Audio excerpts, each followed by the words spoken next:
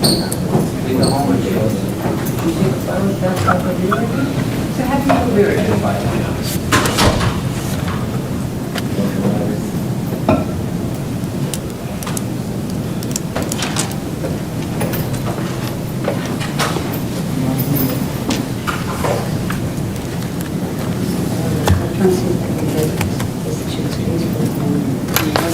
not getting ready to start, are we? Yeah, probably. Until she gets signed up. I don't want to ask this in public.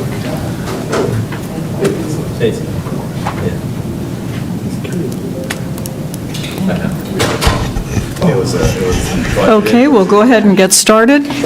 I call to order the meeting of the Manassas Park Governing Body for Tuesday, November 1st, 2022. First, we have approval of the agenda. Are there any changes to the agenda? I believe we have a closed session. Dean, do you have the citation?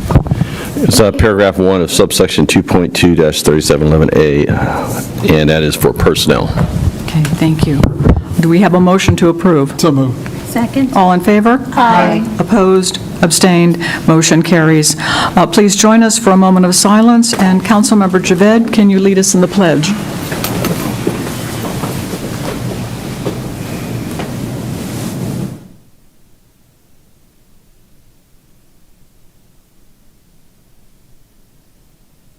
I pledge of allegiance to the flag of the United States of America and to the republic for which it stands, one nation, under God, indivisible, with liberty and justice for all.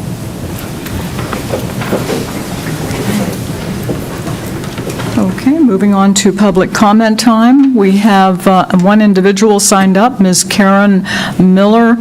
Please go to the microphone, state your name and address, and please limit your remarks to 3 minutes. City Attorney will be timekeeper. Hi, my name is Karen Miller. I live at 9224 Cynthia Street.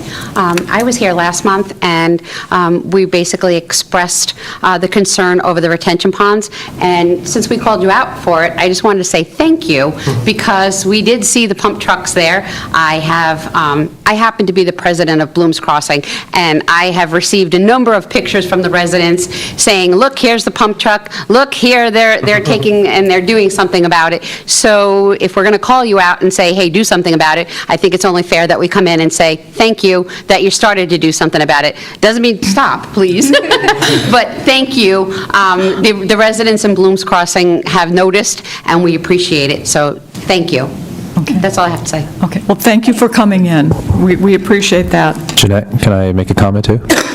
I'm sorry. Can I make a comment? Yes. Just wanted to let them know also, we're working with a contract with Orkin for spraying for both snakes and other control as well, per the input that we received from residents as well. Thank you. Okay, moving on to the next item, 4A, is a public hearing regarding a boundary line adjustment with conveyance of real property to the Virginia Rail Express. I declare the public hearing open.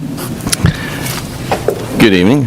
This is really, it's part of the VRE garage that's being constructed. As you may remember, there's a pedestrian bridge that comes from the garage over to the platform on the other side of the railroad tracks. Most of it's within the railroad right-of-way and is not a problem, but it does, some of it's going to be on what is the city-owned parking lot. There's actually 2 parking lots over there. One of them's the city-owned, one's the VRE-owned. To rectify this, we asked that a survey be done to find out the exact location. We found out that some of the existing VRE station is actually on the city's property as well. We have an agreement with VRE to maintain that as a VRE parking lot, and there's provisions in the agreement that it comes back to the city if they ever stop using it for such. So what this does is it uses that same language, does a boundary line adjustment just to bring that little piece basically from the existing VRE lot towards Manassas Drive to where it's right abeam of the existing platform. That's the extent of the improvements that were made by VRE, and it just basically follows the curb line. So everything within there, the stairs, the ramps, everything they're maintaining anyway is now on their property, so we don't have to give them an easement. You know, the issues we've had with easements is that we can't give an easement for too long, for more than 40 years. This needs to be in perpetuity, so it was just easier to do a boundary line adjustment. Like I said, if they ever do abandon it as a VRE lot, it'll come back to the city, as we did when we conveyed the VRE portion of that lot. I think it was last year when you conveyed that piece. So anyway, this is really just to kind of move the project along. It's not holding anything up. They're still moving forward with advertising for the bids, and I think they're doing that this month, I believe. So it's not holding anything up, but it is something we need to get taken care of. So I answer any questions if anyone has them, but... Thank you. Comments or questions? Okay. No comments or questions from the governing body. Is anyone signed up to make public comment on this? Would anyone who is not signed up like to make public comment? Okay. Hearing no one, do we have a motion to close the public hearing? Second. All in favor? Aye. Opposed? Abstained? Motion carries. Thank you, Dean. Yes, Mayor, go and ahead. we'll bring it before you for a vote at the next meeting on the 15th. November 15th? Yes. Okay. Great. Thank you. Thank you. Okay. Moving on to our information section. We will have a presentation on stormwater management ponds. Welcome, Calvin. Hello.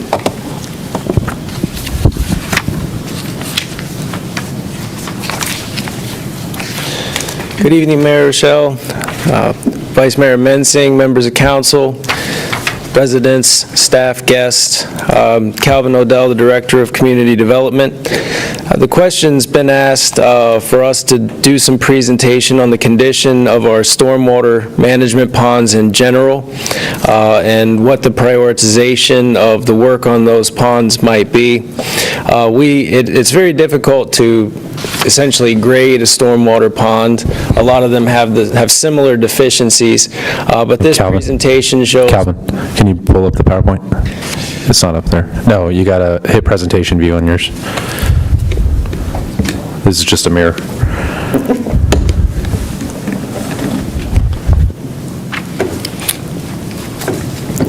Thank you. So it's very difficult to sort of grade them, but they have very similar problems. But this does provide some photo evidence of what we see when we inspect them in the field, what the people that live and work next to them see. It does give some basic comments on what the known issues at the ponds are. So we'll give a little background. Our understaffed Public Works Department, and we've spoken about this, we have gone from having 2 people dedicated to stormwater till now we're actually at 3 people in that stormwater division, and as of 4 weeks ago, approximately, we actually are fully staffed with 3 people in that division. But we actually maintain 25 stormwater ponds in the city. There's 25 publicly owned stormwater ponds, and if you want to compare that to something, Manassas City is more than double our population and triple our land size, and they only own 23 ponds. Just like Manassas Park, many of their ponds also have issues. You know, we work closely with their Public Works Division. The way they set it up is we have multi-purpose inspectors and maintenance folks. They have a separate inspections division that simply hands over a maintenance list to a maintenance division. We don't have that luxury here. The same guys that are out doing the inspections are the guys that have to maintain the ponds.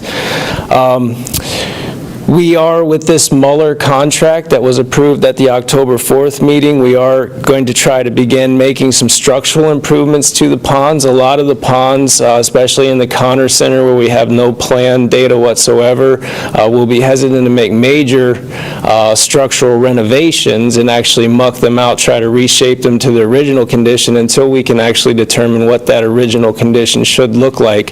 But as far as other structural issues like riser deficiencies, culvert pipe deficiencies, things like that, we can start to address those issues. And there's also, we have 42 total BMPs in the city. So we have 25 ponds, but we have 42 total BMP structures.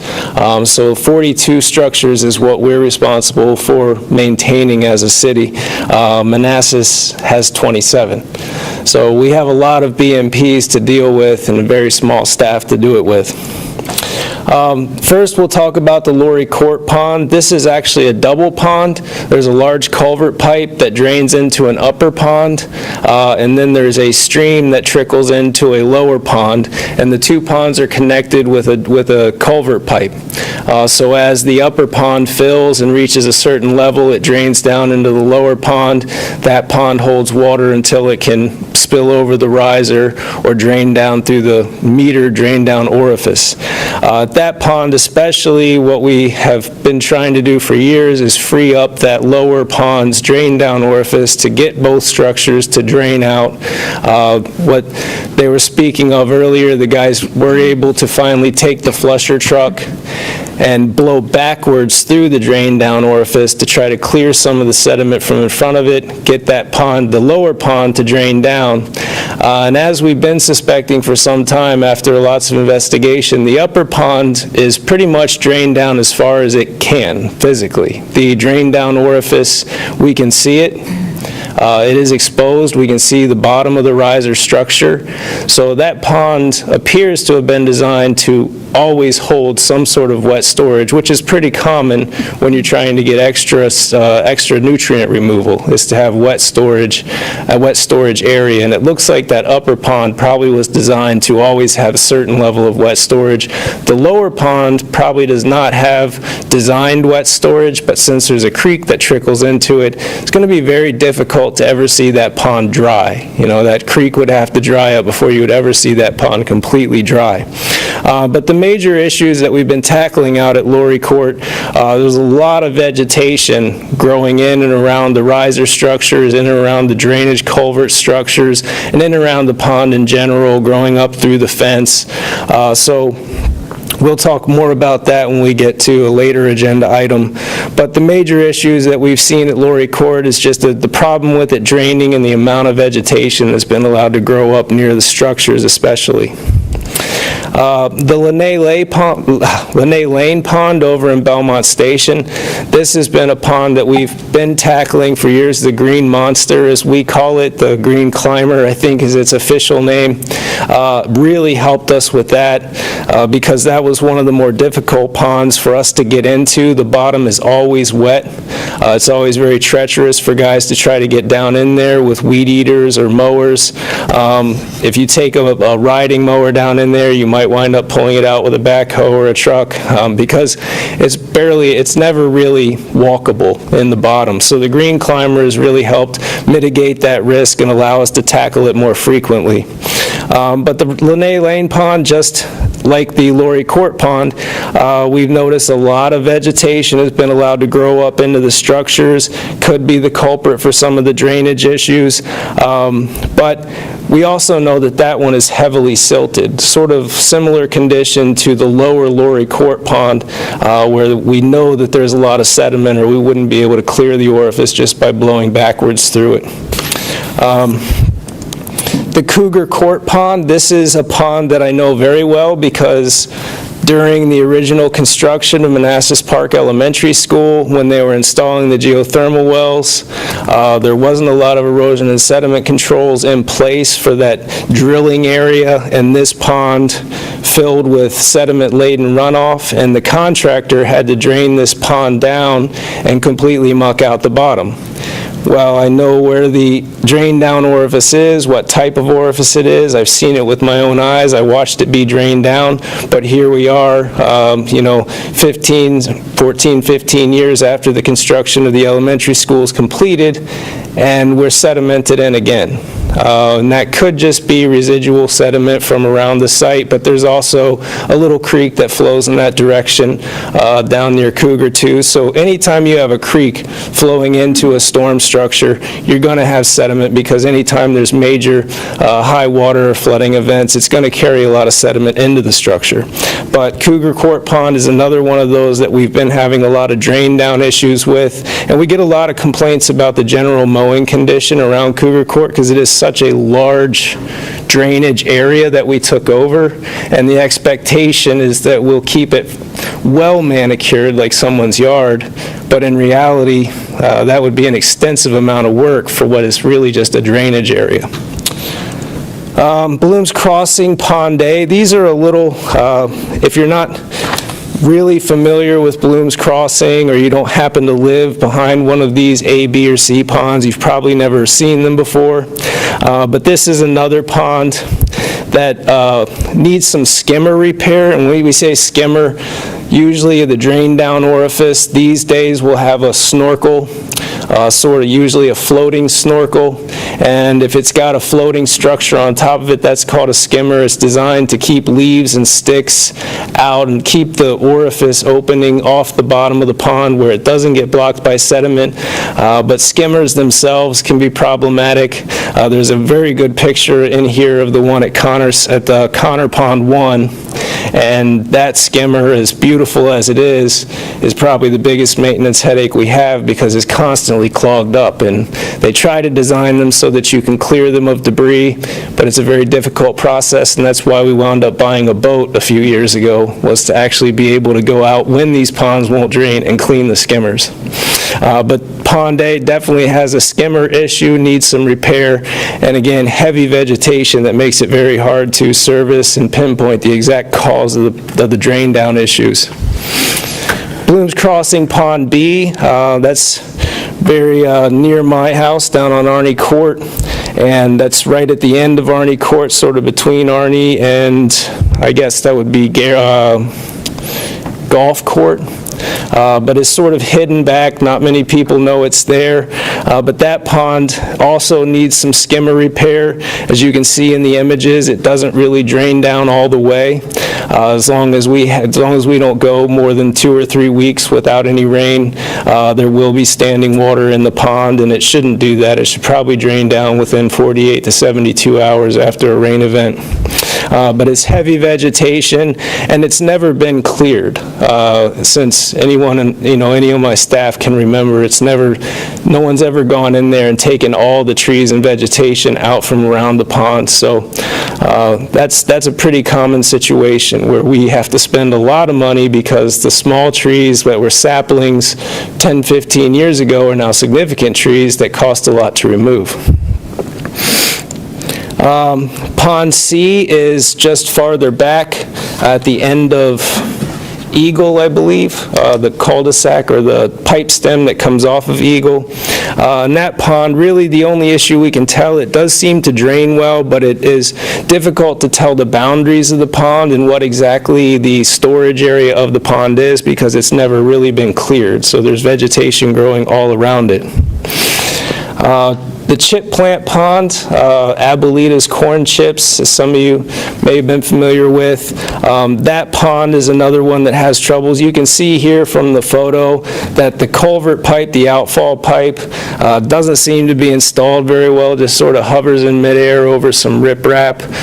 We would hope that in this day and age we'd have better installation. I don't think any of my stormwater inspectors or site inspectors would allow something like that.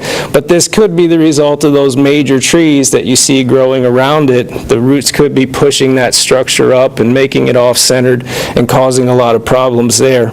But again, it drains slowly. We're not quite sure exactly why it drains slowly, but we do know there's heavy silt in the pond. It's holding water in areas that it shouldn't. It's holding water unevenly even when it's drained down, and there's heavy vegetation all the way around the pond. The Neff Brothers Pond, we call it Neff Brothers Pond because it's right behind the Neff Brothers business. Again, it's just a lot of heavy sediment. You can see it probably should be completely drained down here, but it's not. It's still holding water. Chances are that the actual drain down orifice, the metering orifice, is somewhat blocked with sediment. When it's got heavy head pressure and it's really full, it seems to drain down, but then as the head pressure reduces, it stops draining. The Euclid Court Pond, this is down at the very end of Euclid Court. At the end, Euclid Avenue turns into Euclid Court, and this is all the way at the end. We have access issues there. There's always, it's a lot of auto body and auto repair down there. There's always vehicles that we have to get moved so that we can get access to it. That's an unfortunate issue that we're encountering more and more as the Connor Center really fills up. We're starting to notice that businesses are sometimes putting things in our access easements, and we go out to do some quick mowing or some quick work, and it winds up being a 3 or 4 day fiasco while we get in touch with the owner, get them to clear a way for us to get in there, and hopefully it's not raining by the time they clear it, so that you can still get in and do some work. Haverhill, I guess we should rename these now, but not as long as it's Manassas Yards. If it was Manassas Park Yards, we would rename it. But the Haverhill ponds, we'll still call them Haverhill 1 and Haverhill 2. We just have a lot of heavy vegetation, and we need to clear the outfall there. There's a lot of obstruction. You can see in this bottom middle picture that the pond doesn't quite drain down all the way, and again, we don't have any evidence that this was designed for any wet storage, so it should drain down all the way after a major event. Haverhill Pond 2, this one, and both of these Haverhill ponds were essentially worked on and somewhat reconditioned with the Dominion Crossing build.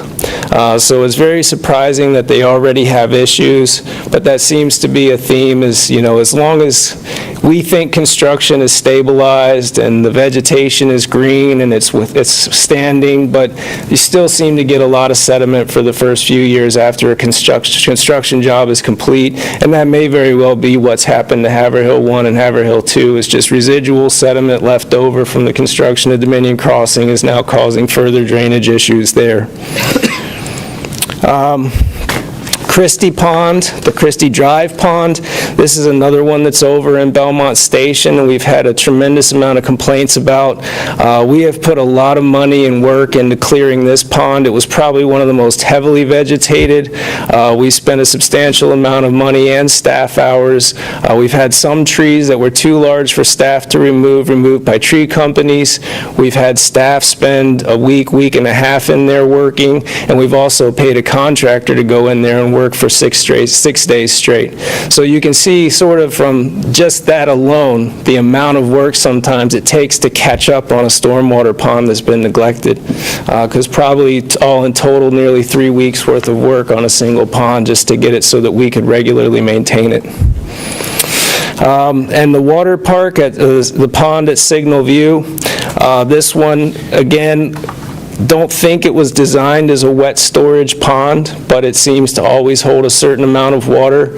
We were able to, a couple years ago, get in there with a rental bush hog machine on tracks and take care of a lot of the vegetation. This pond looks a lot better than it did before we rented that machine and took it to work for a few days, but we still aren't getting the drain down that we want.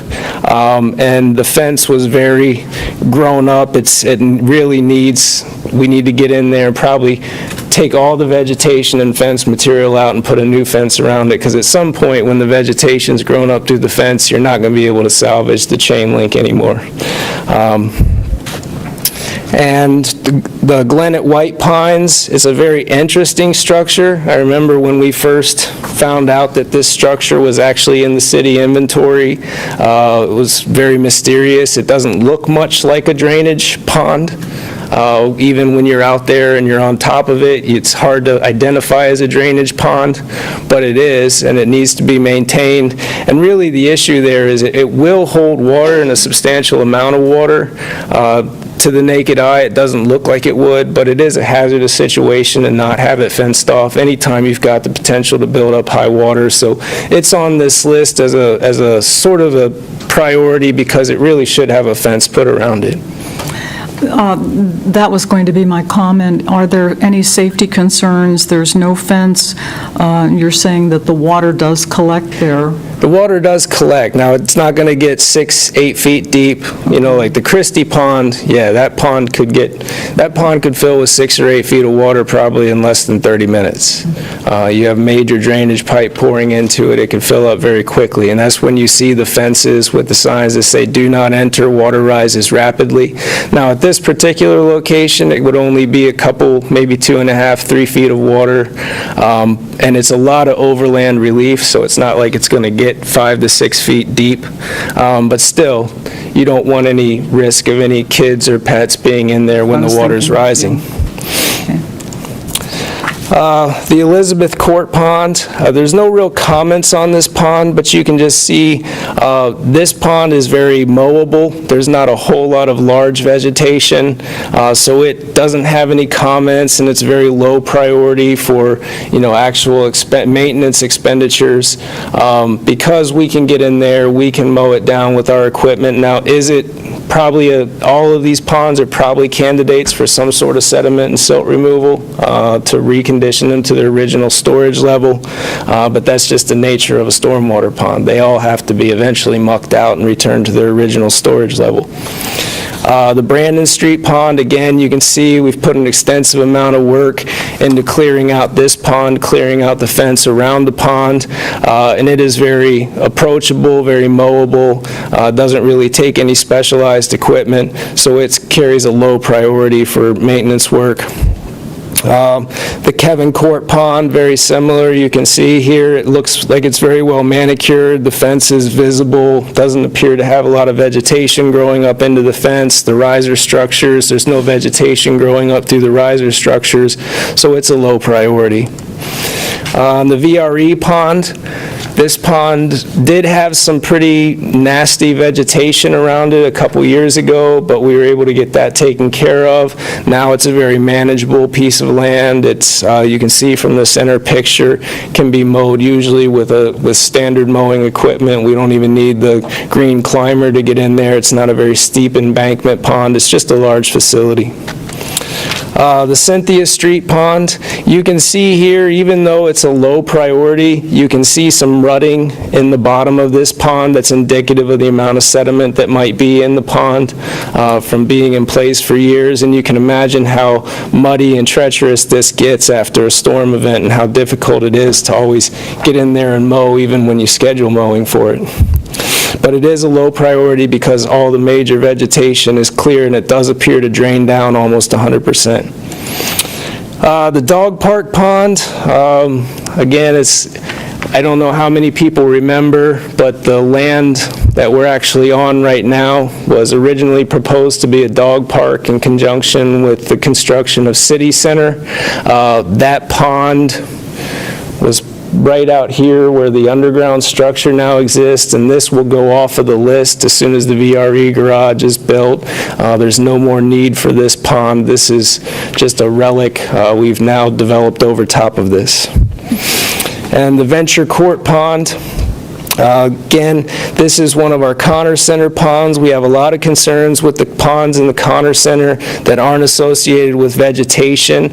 We have been mowing them pretty aggressively for the past 5 or 6 years, but what we do notice in the Connor Center is almost everything was constructed with corrugated metal drainage pipe, and we've had a lot of failures of that corrugated metal.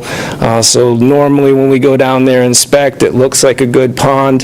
Then we walk down into the drainage structure and we get very nervous because the drainage structure is rotted out and it's time for some major structural repair to those ponds. The Industry Drive, the large pond at the end of Industry, again, you can see we've been able to manage the vegetation pretty well, keep the vegetation out of the wet, the storage area of the pond. There is some evidence of siltation and sediment, especially around some of the structures, but again, we'll have to have an engineer evaluate the drainage area as a whole and prescribe a way for us to return it to storage before we send anyone in there with machinery to muck it out and try to restore a storage level to it. Connor Center Pond number 8, this is behind the schools. You can see this was a pretty common condition. We're getting rid of this a lot, but a lot of vegetation growing up in and around the riser structure. Had the same situation down at the Lorry Court ponds, where it was almost impossible to see if anything was blocking it because we had vegetation growing up in and around the riser that needed to be cleared, and when it's holding water, how do you even get in there to clear that vegetation? But we have made big strides in clearing Lorry Court, and we need to do the same thing here, but this one is draining, so it's a low priority. And then Connor Center Pond 1, this is the picture I was referring to. In the center picture there, you see that white structure off to the side. That is actually a floating skimmer.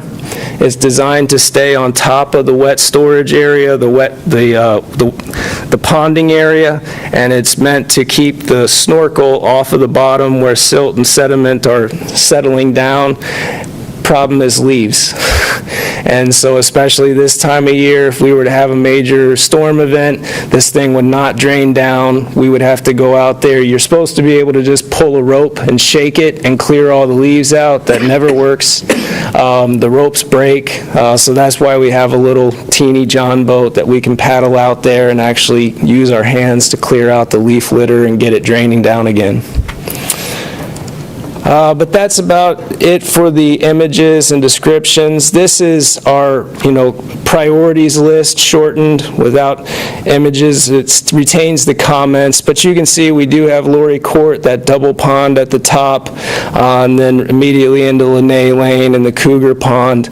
But this is the actual prioritization list. We're simply ranking them high, medium, and low as far as priority. And also for aesthetics, because aesthetics are, especially in residential areas, are important too. So we're giving a high, medium, and low score there. But that's it. Are there any questions about? Thank you, Calvin. That was an excellent presentation. Excellent. Lots of detail. Any comments or questions for Calvin? No? Apparently not. Well, Mayor. Jeanette. Okay, yes. Yeah, thank you, Mayor. Go ahead. So we're going to hire a contractor to do the 50,000 per pond for the three that we have here for 2023? Well, we're going to tackle one of those agenda items tonight. We don't actually, 50,000 is a hypothetical based on a single quote for a single pond, but the scope will be the same. You're going to have troubles finding any contractor like Mueller that's going to deal directly with trees that caliper over 6 inches. They can't go through a standard chipper, which means that at that point you're really using like a tree specialist or an arborist who can come out, fell the tree, cut it up and haul it off on a log truck instead of actually trying to chip the material. So that's what you'll see in the agenda item later this evening, that they actually limit their work to anything 6 inches and under, and that's basically the scope that we need. We can go out there and take out little saplings and most vegetation, but things that are over 2 inches, between 2 and 6 inches, we would have to rent a chipper. That's also on your consent agenda tonight. We've been talking about stormwater's need for a chipper that can handle this type of stuff instead of constantly renting a machine to do it. So, making a couple big strides tonight. First, getting the chipper so that we can actually use staff to accomplish some of these tasks. But Mueller really will have a similar scope at whatever pond they visit, which is to take out the major vegetation and to get in there and clear, once they drain them down, pump them down, get down to the drain down orifice, try to clear it, and once they clear it and get all the water out of the pond, assess what needs to be done to finish the job and restore the pond to functioning condition, which is almost always going to point to the pond needs to be mucked out and any structural deficiencies with any metal pipe. Chances are the concrete risers are always going to be sound, but there'll also be recommendations coming from Mueller, like getting rid of riser lids and going with trash racks, things that are, that are going to provide better drain down in a major storm event. But 50,000 seems like a sound estimate for future projects. Hopefully we'll get some better deals than that on some of these ponds. Well, thank you for the report, Calvin. It's also great just to see the prioritization of the list. And the way you've done it with high and functioning aesthetics, I think it's really excellent, so thank you. Do you have a follow-up? No, thank you. Any other comments or questions? Yes, okay. No? Thank you very much, Calvin. Thank you. We love detail.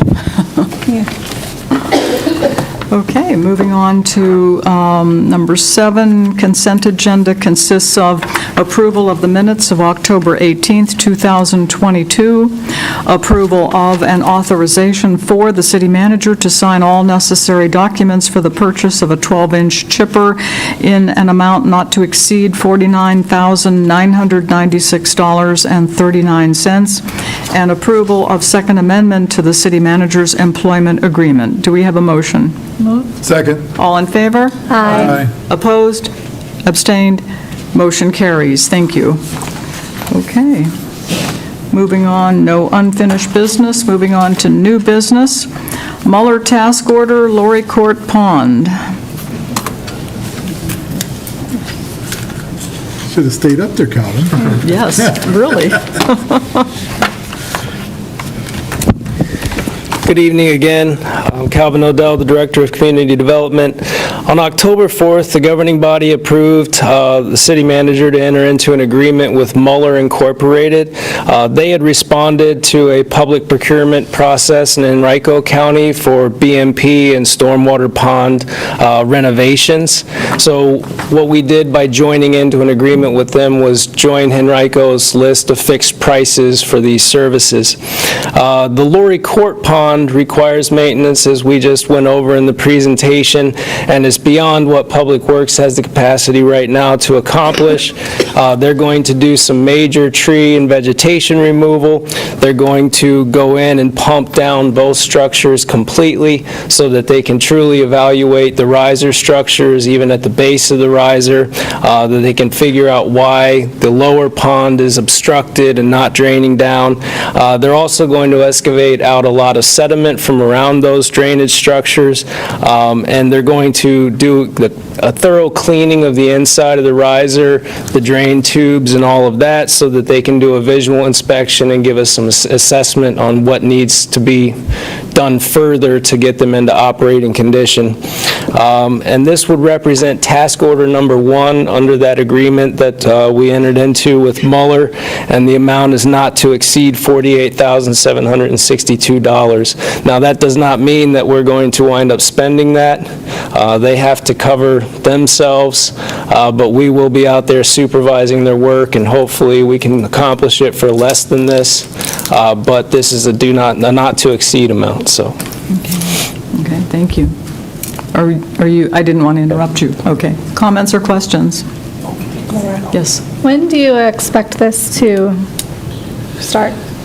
As you know, it's like with anything else, we're going to try to get it on the schedule tomorrow. If you guys approve this agenda item tonight, we will contact them first thing tomorrow and try to get on their schedule.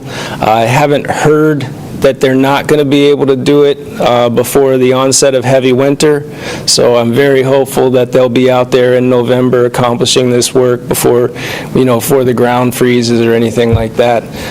So the best I can say is we're going to try to get on their schedule tomorrow if you guys approve it tonight, and hopefully they don't have too much backlog and they can service us in the month of November. One caveat, though, we're still working on the contract, the overall contract, so that has to be done first before we can schedule.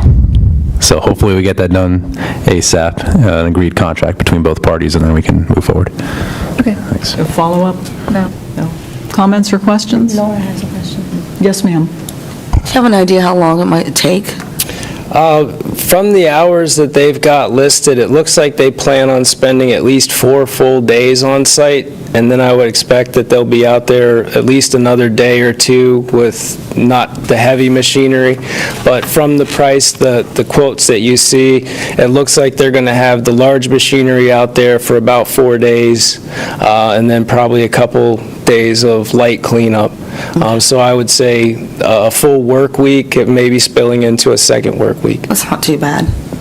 Thank you. Follow-up? No? Okay. Comments, questions? Okay.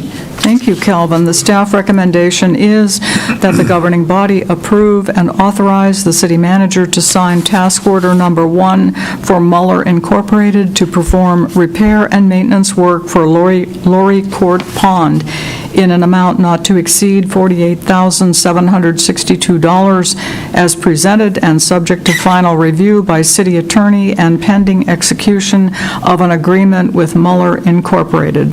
Moved. All in favor? Aye. Opposed? Abstained? Motion carries. Thank you very much, Calvin. Thank you. Okay, moving on to 9B. 9B is an appointment of two Manassas Park residents, Mr. Alfranda Doer and Mr. Michael Jones, which are present members of the EDA, and their terms expire in November. Both have indicated that they would like to be considered for reappointment. The motion is that the governing body approves the appointment of Mr. Alfranda Doer and Mr. Michael Jones for 4-year terms each to the Manassas Park Economic Development Authority. Second. All in favor? Aye. Opposed? Abstained? Motion carries. Thank you. And moving on to 9C, which is ARPA Budget Amendment Number 3. All right. Good evening, Mayor and members of the governing body. Give me 1 second to get this up. Okay, so tonight, presenting the Amendment 3 to the ARPA spending plan. The actual budget, though, gets incorporated into our city budget, so that's really what you vote for a plan for kind of a more of a planning purpose, but then the actual budget gets incorporated in December when we do the mid-year budget review and amendment, potentially to vote in December or January. So I'll go over the timeline here next. But the purpose of doing this is because we finished FY22, so our first year of ARPA is complete, so we know kind of what the actuals were in 22 and what that does for the rest of the budget. So tonight, I'm just going to give a reminder of the total revenue that we have, and then the simple framework that the federal government provided us. I won't go over all the Treasury expenditure categories because we'd be here all night, but just the overall framework that they set. I'll go over the updated ARPA budget tables for both operating and capital budget, and then just like I do with every amended budget, just present a list of amended items so you can see kind of what went down and what went up, and then you can review those to see if you agree with them, if you want to change anything else as well. I'll go over the spreadsheet, so I'll pull it up directly from the website just to show everyone where to find it and how to read it, and then I'll talk about next steps. So just as a reminder, it's about $21.5 million that the city's has received from the federal government in 4 different contributions. Because we're an independent city, we also got the county shares that went across the country as well for county services as well. So we were, Virginia cities were fortunate in that aspect. So we did get quite a bit of funding from the federal government, and we're able to also count the interest earned on this money as well as revenue. And then the 4 categories that Congress wanted localities to spend this money on. Number 1 was responding to the public health and negative economic impacts. The public health component, as you'll see later tonight in the manager report update from the public health coordinator, the numbers are looking great in terms of COVID. So the pandemic is really winding down, or has wind down. We'll see what happens this winter, but all the numbers are looking incredible. So we're really focused more on the negative economic impacts that came from COVID. And unfortunately, now we're getting hit with inflation. That seems to be the lasting effect that we're having here from an economic perspective, including supply chain issues as well from the disruption that we had. But that includes, they define negative economic impacts very broadly, so you'll see all the different components in the budget as well. The second thing they wanted us to spend this on was for pay raises for workers who were performing essential work and continue to do so during the pandemic. So those frontline employees who, couldn't work remote, who had to keep coming in and serving our residents for emergency services and keeping our infrastructure going, managing vaccination clinics, all those things. So that's where we did the pay raise plan last year. That's still part of this, and this has the updated numbers. They also allowed us to cover our lost revenues as well from the economic impacts of the pandemic, and that's Category 3. And then Category 4 is specifically called out water, sewer, and broadband infrastructure. They didn't include transportation infrastructure because they wanted to incorporate that into the infrastructure bill that was passed last year as well. So what the city's spending for each of these categories, so the majority item, about 2/3, is for the responding to the public health and negative economic impacts. Pay raises is about $2.5 million. So what we did with the pay raises essentially is that what employee salaries were going to be on July 1st, 2024, we moved that up 2 years using this money to give them a pay raise 2 years earlier than what was planned, or what's supported by the budget as well. And then the revenue ones, this one's interesting because you can see, like, I'll show you Category 4, $5.8 million for water and sewer. That's the smart meter project, stormwater, which are the culverts, the 3 culverts that we're working on, and then public Wi-Fi for the plaza, $30,000. So when you add up Categories 1, 2, and 4, that's the whole budget. But what that number 3 is think of that as kind of an audit cushion, where you get to count about $10.5 million of your total budget towards loss of revenue, which is less regulated in terms of what you can spend it on. So that's always the audit. Remember, I always said, hey, let's plan for the revenue loss to cover those items that they may question in the future, and want more clarification. If they're really disagree with us, then we can just say, well, that's a revenue loss. So you'll see in the spreadsheet we highlighted those categories that I think can be disputed by the federal government if they come in and audit. We highlight those in blue, right? We think they're still compliant with the law, but those are the ones where you could have potentially more debate, where the other ones are more clear-cut, laid out. So think of that $10.5 million as an audit cushion, and you have to spend that $10.5 million within the time frame of ARPA as well. So it's not just money you can say revenue loss and I get to tuck it away in reserves or use it to reduce debt or whatever it is that we would want to do it, or reduce taxes. You can't do that with this money. You gotta still spend it on government services, they call it, over the next 3 years. Any questions on the framework? As a reminder, okay. So these are the operating tables. Just one caveat, I caught this today when I was going over this, and we re-uploaded this presentation and the corrected spreadsheet as well. The budget overview tab, unfortunately for the FY22, it wasn't the actuals, it was the budgeted amount, so the numbers didn't align. These are the actuals for FY22, so you can see we had a surplus of $8.6 million. That $8.6 million then gets carried over into FY23. So these numbers now align. When I was taking one last look at this, I realized we had the wrong FY22 column. But this is the updated ARPA budget with the Amendment 3, so you can see how much we actually spent in 22. So out of the $21.5 million, we still have a significant amount. If there's things that we want to pivot to, we still have the time to be able to do that. I try to keep the plan as similar as possible, but you'll see some changes that I did make in the budget.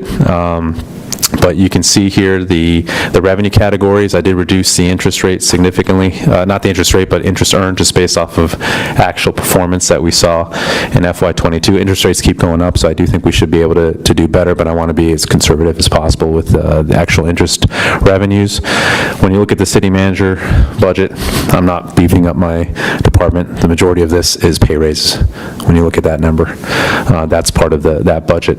And then you can see the different departments.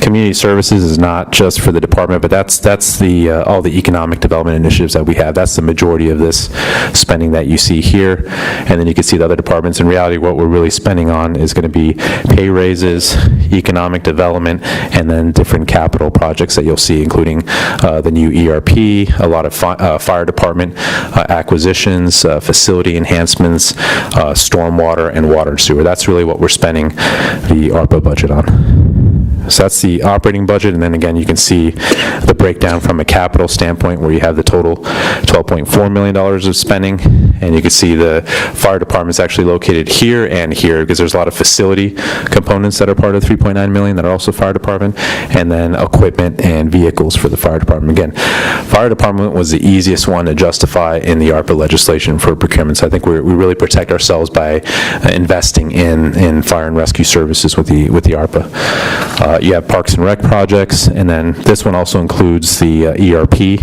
as well, and then other facility enhancements that we talked about, whether it's helping the schools with retrofitting their facilities for vocational training or other programs as well, or supporting Public Works with their building. But you can see that I reduced that because I do have a plan to have those projects self-funded, but we have this as another source as well.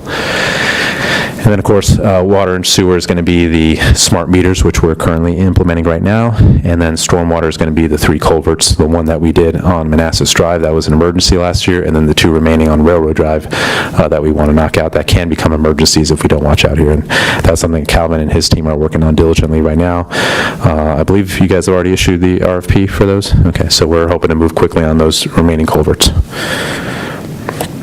So these are just a list of amendments. I just list kind of what was reduced, what was increased, so you guys can track that and see what you want to do with any of the changes or anything else you guys want to change. But again, I reduced the interest revenues based off actual performance. The employee support for COVID, that was something we did during CARES Act. We didn't really need it for ARPA because the pandemic is winding down, but during the first year and a half of the pandemic, we did have a lot of employees out. We provided them significant support while they were out, so we kept some money from ARPA set aside for that, and we don't feel we need that anymore. Even during the last 2 peaks, we've been able to manage without that.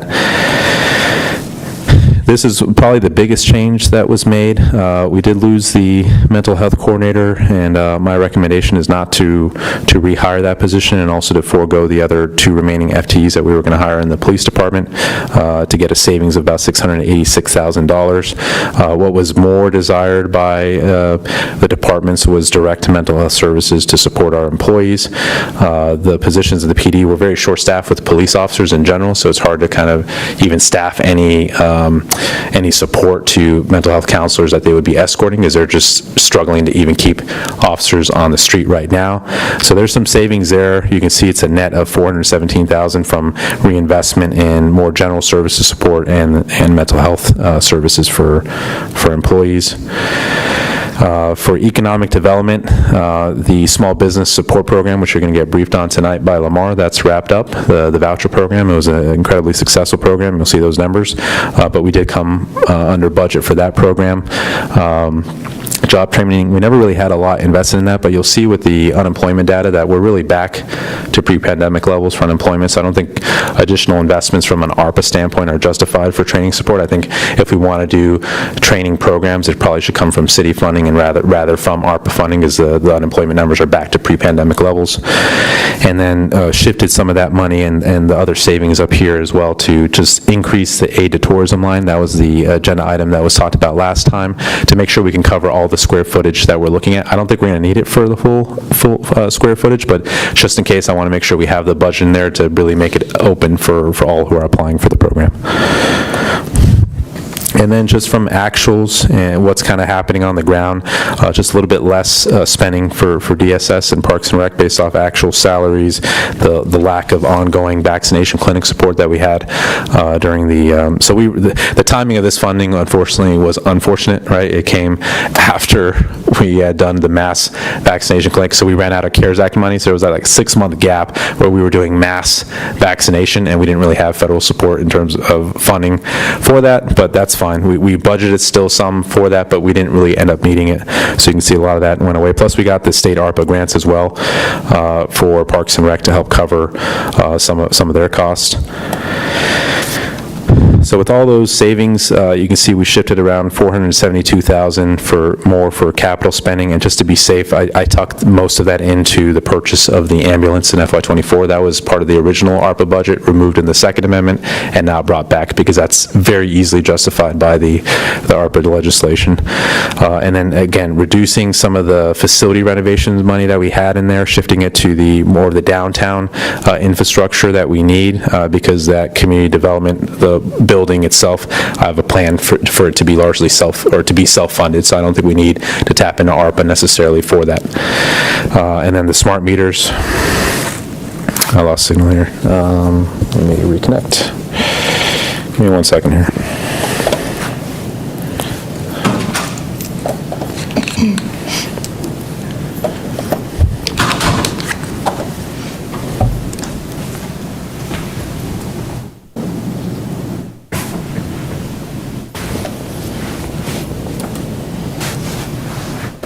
So I'll brief off that slide there.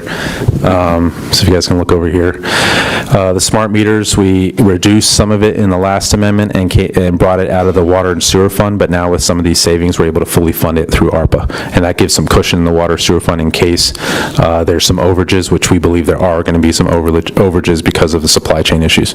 We're seeing that impact not just this project, but some of the transportation projects as well when it comes to being able to procure pipes, water and sewer pipes as well. And then $500,000 less for the stormwater projects. We're looking for a different way to tackle those projects, and Dean and Alan have been working with the vendor for a procurement process to be able to knock out the stream restoration for a lot less than what we were planning, and it would be kind of a full project with design engineering incorporated in that. So I pulled that component out of the ARPA budget because it's not needed if we pursue that route. So right now it's just more of a contractual issue, and we're going to have to issue an RFP for those services. We were hoping to write a contract for that one. Yeah. Does the 900,000 more for outdoor screen represent inflation or upgrade?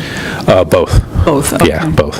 We want to make sure, as we did more and more research, Lamar reached out to more and more vendors, we realized for all the connectivity, the surround sound system, all that, so we're going to do a kind of an apples-to-apples comparison when we finally bring this to you all, like what was presented to you all before, what's gone up because of increased functionality, but also everything is just going up and everything is just delayed right now. And you're going to see that, unfortunately. I got bad news today about fleet program as well, where everything is going up as well in terms of fleet costs in the upcoming CIP as well.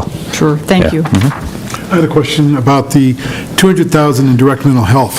Is that a yearly cost for our employees to have? That's the total over the life of the ARPA funding, but it's just my estimate. We're still in the process of getting quotes. One for the company that does this for the city of Manassas, and one from Fairfax County. So Francis has been working on securing proposals. We're going to go over those, and we hope to bring back a proposal for you all to consider. It would be during just till 2027? 2025, FY25, yeah.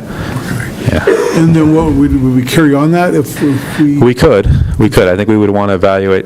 Yeah, we could. And if there's any leftover ARPA money, we can, to your point, we can keep spending it through FY27. Yes. The first half of FY27, so we can continue spending. If it's a successful program, we want to keep it going and not tap into city funding. We could push it out through FY27, and then hopefully by that time all the development stuff is here, and we'll be generating the revenues to cover that from a city standpoint. But we really want to see how that program goes. It's becoming kind of a common service provided by all the other localities, so we wanted to use ARPA money to get this up and running, and that seemed to be the bigger demand from our employees, is that direct mental health counseling. Okay. Thank you. Go back up.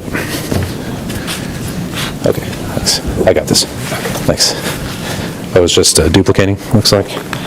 Okay, let's see what happens here when I... All right, give me 1 second.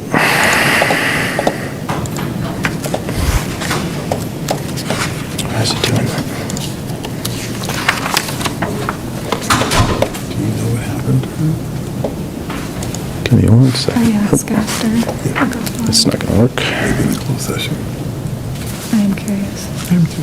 And other guys too. Okay, there we go. The young man. Yes. Okay, so I got the PowerPoint up, now I'm going to close the PowerPoint, but let me go to next steps before I open up the spreadsheet.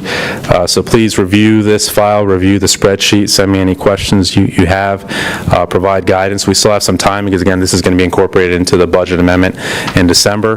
Let me know any edits you guys want to make to the spending plan so we can get that incorporated into the spending plan and to the budget itself.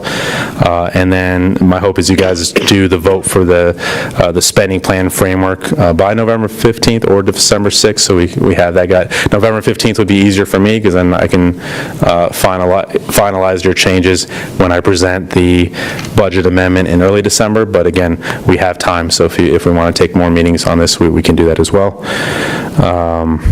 And then eventually, we're going to amend the FY23 budget as we do FY22 closing, and to make any changes we need to the FY23 budget, and that's where this spending plan will be incorporated, and then we'll have to incorporate that into the appropriation adjustments as well for Q3. So any questions on next steps? I have a question, actually, more of a request. Is there a possibility we can get a list of items from those departments that are qualified to get ARPA funding that they haven't received yet, kind of like a wish list?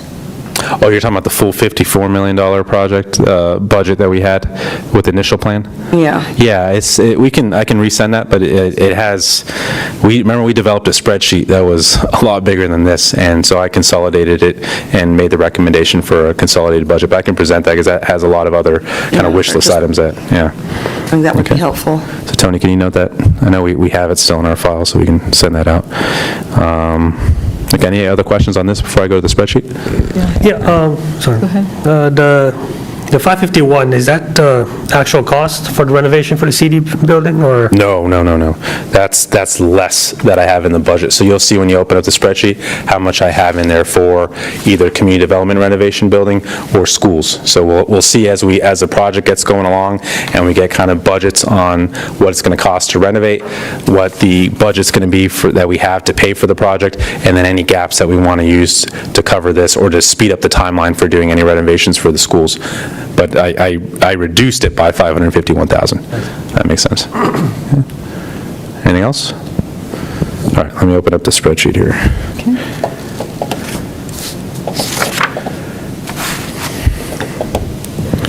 Give me 1 second.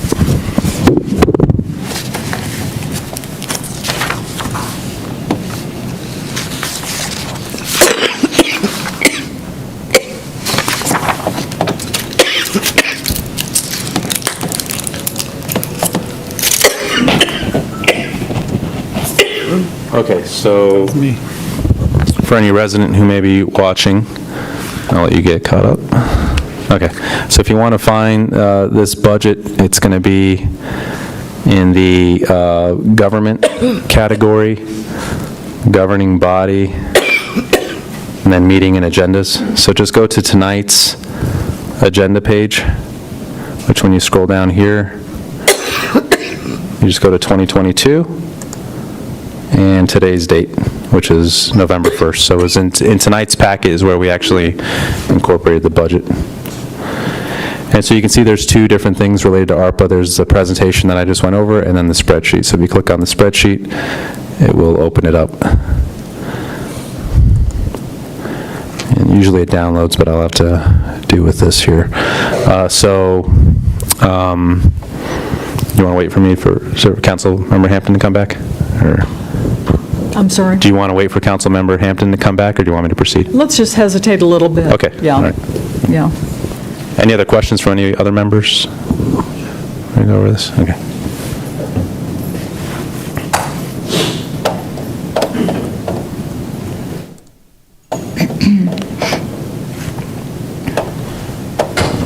Figure this out.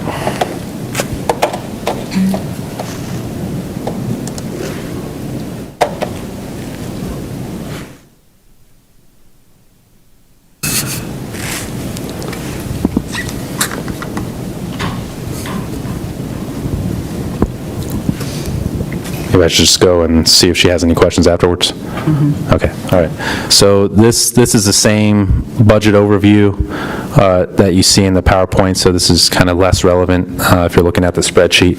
Really, the meat and the potatoes for this spreadsheet for residents and for the governing body is going to be this line item tab down here and the CIP tab, because that gives a description of every single line item that you have in this budget, and then you have the color coding between red and green. Red being you have less revenues or more expenditure, green being you have more revenues or less expenditure. And then you'll see the blue color code for anything that we're counting as revenue loss.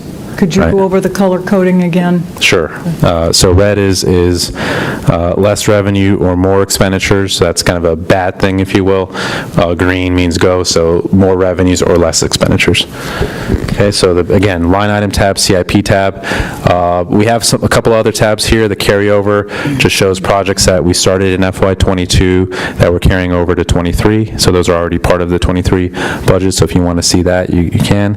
This is more for the finance department and the federal government, because this breaks it down by all the expenditure categories that the federal government has us reporting on.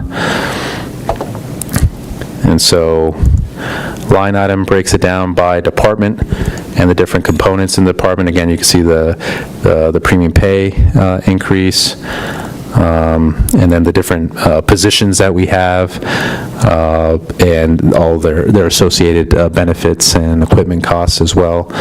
The economic development support, you can see the final restaurant voucher program. Then again, all the different community services position. You get to mental health. This is where the new program is for health services, and then the essentially not hiring back the mental health position and just keeping that as a permanent recommendation. And Councilmember Moore, just I guess to answer your question, previously in the previous budget, the overall city budget, we did have funding in FY25 to pick up the mental health coordinator's salary. So instead of doing that, though, we could actually continue this program from that pot of money. So I forgot about that piece. So we should have more than enough to continue this program after that. Okay. The premium pay blue? Yeah, we had to get to 10.5 million, so we can reevaluate how we did that again, but... I thought that would be one of the... But it should be one of the safest ones, but I always... They can question, well, why really this employee? I don't think they're ever going to question police and fire, but I think they could question other employees. So that's why we felt it's just safer, not even getting that debate, right? Now, we didn't do any central staff from this, so we felt comfortable. We did employees who've been service, none of them. Well, actually, they were justified for our reading of the language because they were doing direct customer service. Right. So they're interacting with other people. So the way we read it, but again, you could question that, right? But we did it for DSS. They've been servicing our residents. They have CPS, APS services. Public Works was maintaining the infrastructure. So I agree with you that you could probably argue it, but I could very well see them questioning, getting down to every single employee and questioning what we did. So that's why I think it's clean. I think we can make that argument, and I think we would win, but we tried to find out those where we're going to have the greatest debate with the federal government and try to alleviate our headache as we're getting audited in 5 years about what we did here. Yeah. And then again, just all the different positions, the compliance position, so for financial reporting, I think I showed this already. Let me scroll down. Police, again, the savings from the mental health positions, and then the other departments, and then really the transfer to capital. This is going to be the biggest expenditure item, so if you want to see the detail of each of these, what we're actually going to spend on the capital fund, that's where you go to the CIP tab, and this lists every single project. So this is what we're transferring from the operating fund, and then this lists every single project that we're doing from a capital perspective. Some of these are red because they are new, like the medic unit. We did put that back in. Some of them are red because they're carryover, right? The ladder truck we started back in '22. They didn't finish all the procurement of the different equipment and everything because of delays, so there's still some carryover costs associated with that. But you can see again, all this red highlighted or green means reduction in spending. You have all the different components here that I mentioned, every single project. This is the one, Councilmember Javed, that you asked about the reduction. So I still kept $1 million in there. We may not need it, we may be able to shift it for additional stormwater or SCADA. I think it's probably going to be the recommendation. If we don't need this at all for that, then I'd recommend funding SCADA in those later years, because that's a big need from our sewer. So we've taken care of a water project with smart meters. We're taking care of stormwater projects with culverts. One of the things that we cut from the big wish list was SCADA, it's back in the water and sewer fund CIP. So that's one where we may be able to shift. I think that's what's going to happen. That last year, that's going to be where we say, okay, what have we really spent this on? What do we have left? What are those outstanding projects that we want to get covered? And again, because we can continue spending it till FY27, we shouldn't have a problem, because then we'll just fund those CIP projects that year that are multi-year projects. We'll start funding them those years and be sure to spend all the money. But SCADA, keep that in the back of your mind, because that's at least $1 million project where if we need to spend money that last year, it's still on our radar that we need to knock out. That's a big one that we can. And again, just more fire department, again, putting more money back in the fire department, their facility renovations. This is the SCADA one. I kept it here just kind of as a reminder. You have smart meters and then the culvert repairs. So every single project that we have funded here, so you can go around, play around with the numbers and see what you want to readjust, and then I'll send you the full $50 million budget so you can see what other ideas are there for expenditures. Okay? And that's all I have. Any comments or, I'm sorry. No, that's all I have. Okay. Comments or questions? So all the blue basically adds up to 10.5. It should. We did this, the blue part we did a couple months ago, right? With this has adjusted since, so I'll go back and retract that. But when we did it last time, when David was still here, sat down with David and we got to $10.5 million, but we've made some changes since then. But So say some of the blue items pass, then what happens to the funding then? what do you mean passes? Or, I mean, gets approved from the audit? Well, the non-blue items are the ones then that would really be audited. Does that make sense? I see. The blue ones now, they're not going to question because we're counting them as revenue loss. So they're going to go into the non-blue items. So if there's items that you think you think are more justifiable and that are blue, and those that aren't blue that you think, you know what, I think we could question, just let me know and we can we can adjust that. Yeah. So when is the audit going to take place? We don't know. We don't know if we'll be audited, but the city of Manassas Park always gets audited, so I'm counting on us being audited. We just don't. Now, we're audited every year on this already as part of the normal audit of the city finances. They are looking into this as well. Okay. So they're already looking into compliance with the federal law as well as part of that. And there's a ton of financial compliance reporting that the finance department already has to do with the federal government, justifying everything that we're doing. That was a big chunk of what David was doing for us before. And so there's a lot of already reporting that has to happen, but I do suspect that the General Accountability Office for Congress in 5 years is going to set something up and come out and check out a random selection of localities, and of course we're going to get picked for that. Smallest one is the... Yeah. Lucky us, right? Yeah. Do you have a follow-up? Okay. Anything else? Any other comments or questions? That was great. Thank you, Laszlo. So in summary, please review, send all questions to Laszlo, copy the rest of us so we can all benefit from the answers, and hopefully we can vote on November 15th. That would, what's the advantage to November 15th? I'm going to be doing the budget amendment for FY23 budget those last 2 weeks of November, finalizing those. So if you guys set this on November 15th, then I already know what the numbers are for the ARPA component of the FY23 budget. Okay, super. Thank you. Thank you. Okay, we'll move on to number 10, which is public comment time. Is there anyone who would like to make public comment? Yes, ma'am. Since no one's signed up, I just want to remind everyone that this Thursday there is a flag raising ceremony for veterans. We have a number of VSOs coming in addition to our local VFW and American Legion. We have the Disabled American Veterans. Did I get that correct? I believe so, right. Yeah, and along with the Blinded Veteran Association and a number of other VSOs, not just local, many that are Northern Virginia based. So please come out. I don't know how long it's going to last, probably about an hour. It's really going to be up to everyone in terms of how much they want to speak, so it's a very informal event where we'll have some comments, official comments from the mayor and from yourself, and then we'll raise the flag, and then we'll invite any VSO member to come up and say a few words. So it's really going to depend how long everyone is, but we don't have kind of a set timeline on this. And we've done some outreach, or doing some outreach to local media, so that the city can actually, from this as well, show our gratitude to the veterans. That's great. Okay. Anyone else who would like to make public comment? Okay, seeing no one and hearing no one, we move on to city manager's report. Okay. Good evening. Tonight we have 3 items. One is the social services FY22 report to you all. The second is the community services report from FY22. And then lastly, I'll go over some parking updates per request. So we will go ahead and get started with Department of Social Services. Make sure that's working. Good. Okay. Just use these arrows. Great, okay, thank you. Appreciate it. Good evening, council members. I'm excited to be here. This is the first time I've been live in the room, and it's beautiful, so definitely a big upgrade. So let's see here. Okay. So first, I always like to start off with just giving an update. Our staffing.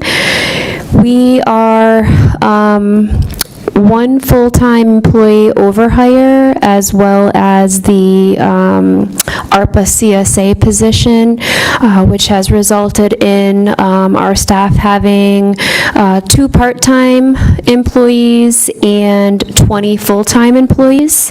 And we also currently have 2 George Mason interns.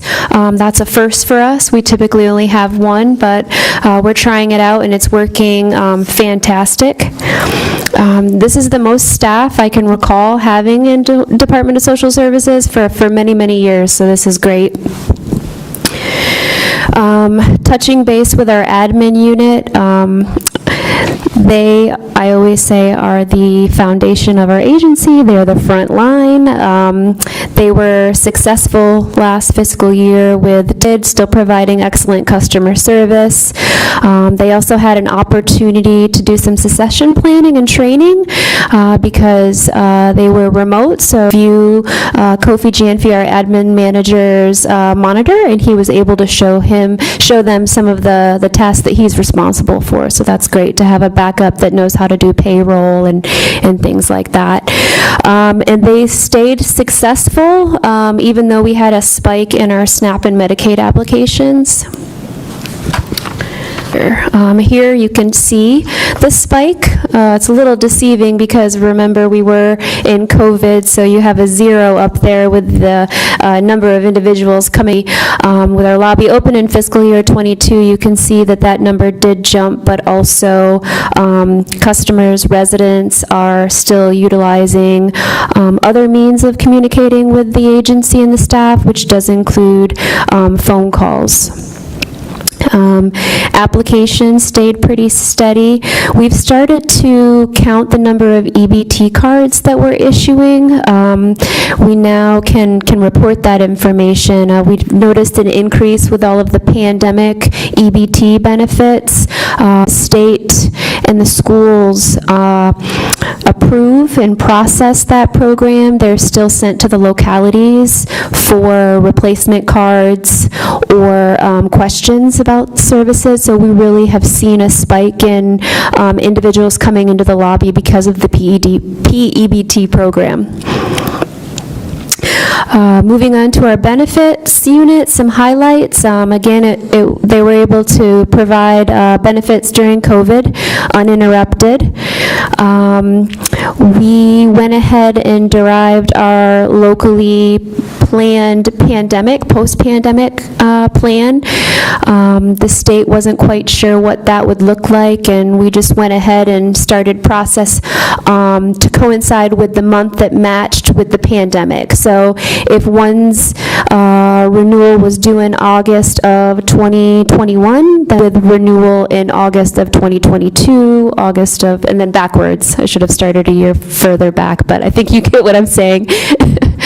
And we've had a lot of, we had a successful telework schedule with them as well. They probably are the most productive unit when you're teleworking because you use the VA CMS system to collect applications, process applications, and manage applications. We've had a lot of worker advancement. I wanted to point that out. We've had a lot of staff come in for our HSA position who have ultimately become benefit program specialists. So it's great to see that longevity in that department and watch that growth. And we've seen a very large increase in SNAP and Medicaid applications in fiscal year '22. Go ahead and show the data. It's a little delayed, huh? Yep, there we go. Okay. So, you know, we did continue to see program areas grow. The Emergency Assistance Program, as a reminder, are the fuel, cooling, and energy assistance. So they're only off. Let's see here. Moving on to our services unit, they had tremendous growth, both with caseload sizes, but internally with their staffing.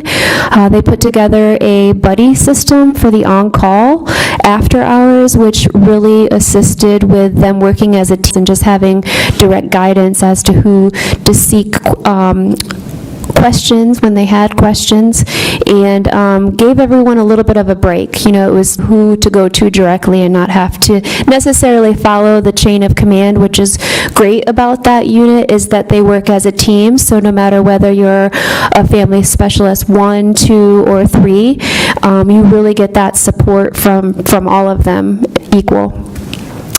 Another thing they developed is TGI Fridays.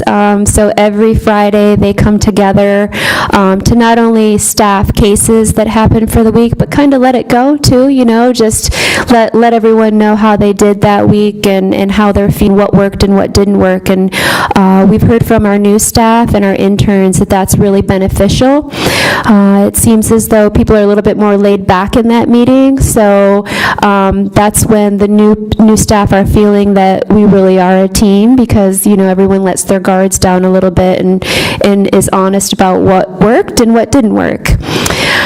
From the additional hires, we have added additional Spanish-speaking staff, which is always a plus here in Manassas Park. We want to be able to firsthand serve the residents that speak other languages than English, so that's great. With the increase in our staffing, we did see a small reduction in our caseload sizes, so we are afloat, but as the city continues to grow, we'll see that need of additional staff too. We've had several youth adopted, which is fantastic. That very rarely happens in Manassas Park, not because no one's adopting, but because we typically don't have a foster care caseload, and that increased this year drastically, but happy to roll youth adopted, and we will also in the upcoming year have quite a few youth adopted too, so that's always great. We added additional local foster families in our service unit, and they as well maintained a successful telework schedule through the pandemic. This next slide here, went ahead. Is it delayed? There we go. The caseload size increases I just mentioned, you can really see that here. We really saw that spike in our number of intakes, which led to our caseload increase in our foster care, as well as the number of referrals, child care. Everything has pretty much seen an increase in our services unit in comparison to fiscal year 21 versus fiscal year 22. And this slide here breaks down the foster care and the CSA caseloads. As you can see, the CSA case count continues to stay steady, and that's primarily a result of our P children through the schools. If a youth is IEP eligible, they're automatically eligible to receive at-risk youth funding for children's services. And the next slide there shows our foster care case count, where you can see that drastically increased here. We listed 100%. Although on the final count is 16 foster youth, but at one point we did have 21, which is the most foster care case list as Park. And I always like to touch base on the funding. This is a large budget line for DSS with a large match rate. So it's important to list out that that match rate is the 0.4273%, but also important to point out that we do try to utilize other funding sources such as 4E, which has a 100% match rate. So when the foster children are 4E eligible, their maintenance and placement rates are covered. One typo there, my fault. Shouldn't be a decimal here. It's 42.73% match rate. Sorry about that. Thank you, Laszlo. All right, and then shifting to our ARPA lines. From Mr. Palco's presentation earlier, you can see that some of our lines have been reduced for fiscal year 23 as a result of non-use. We did a lot of advertising. I like to see it as a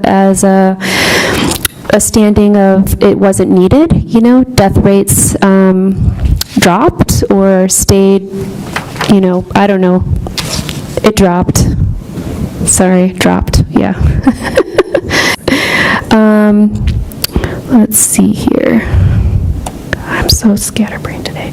Okay, so just some department highlights. As I mentioned, we did add an additional family service specialist utilizing the state budget line 847, which was the 100% state funding to go towards family service positions.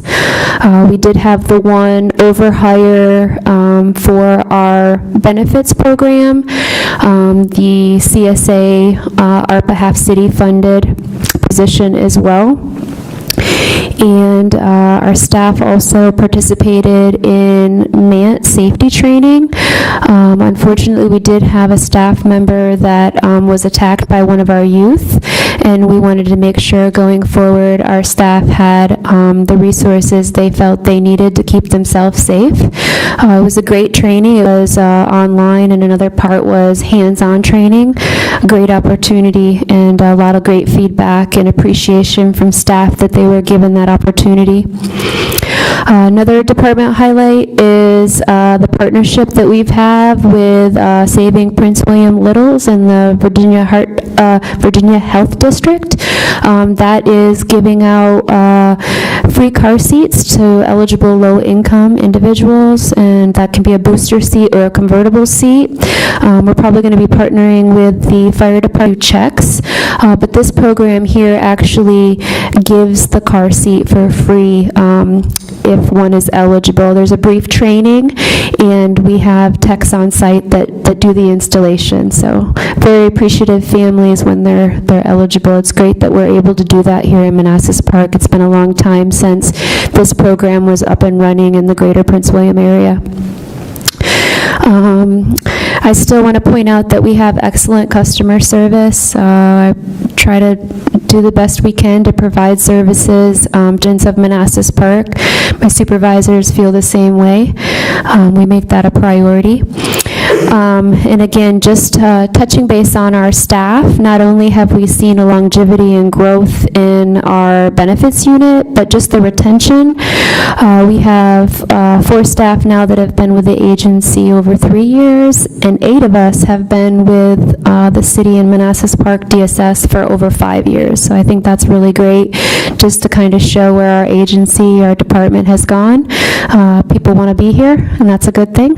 We continue to do community partner events, which was difficult during the pandemic. There weren't always a lot of turnout, but I think it's important to have DSS out in the community and have that face-to-face interaction. Happy to report when we do our fiscal year 23 that we've already done some really great activities. So, and that our Kia fleet arrived. I think the last time I had presented to you all, we only had the Carnival, the van, and we then added a Kia Forte. There are actually 3 in all, but we didn't get the third vehicle until just recently, so I didn't list that third car on there for the end of the flights, but we do have 3 vehicles now, and that's just really great. The van has been a tremendous help during moving of our foster youth, so that's been a great.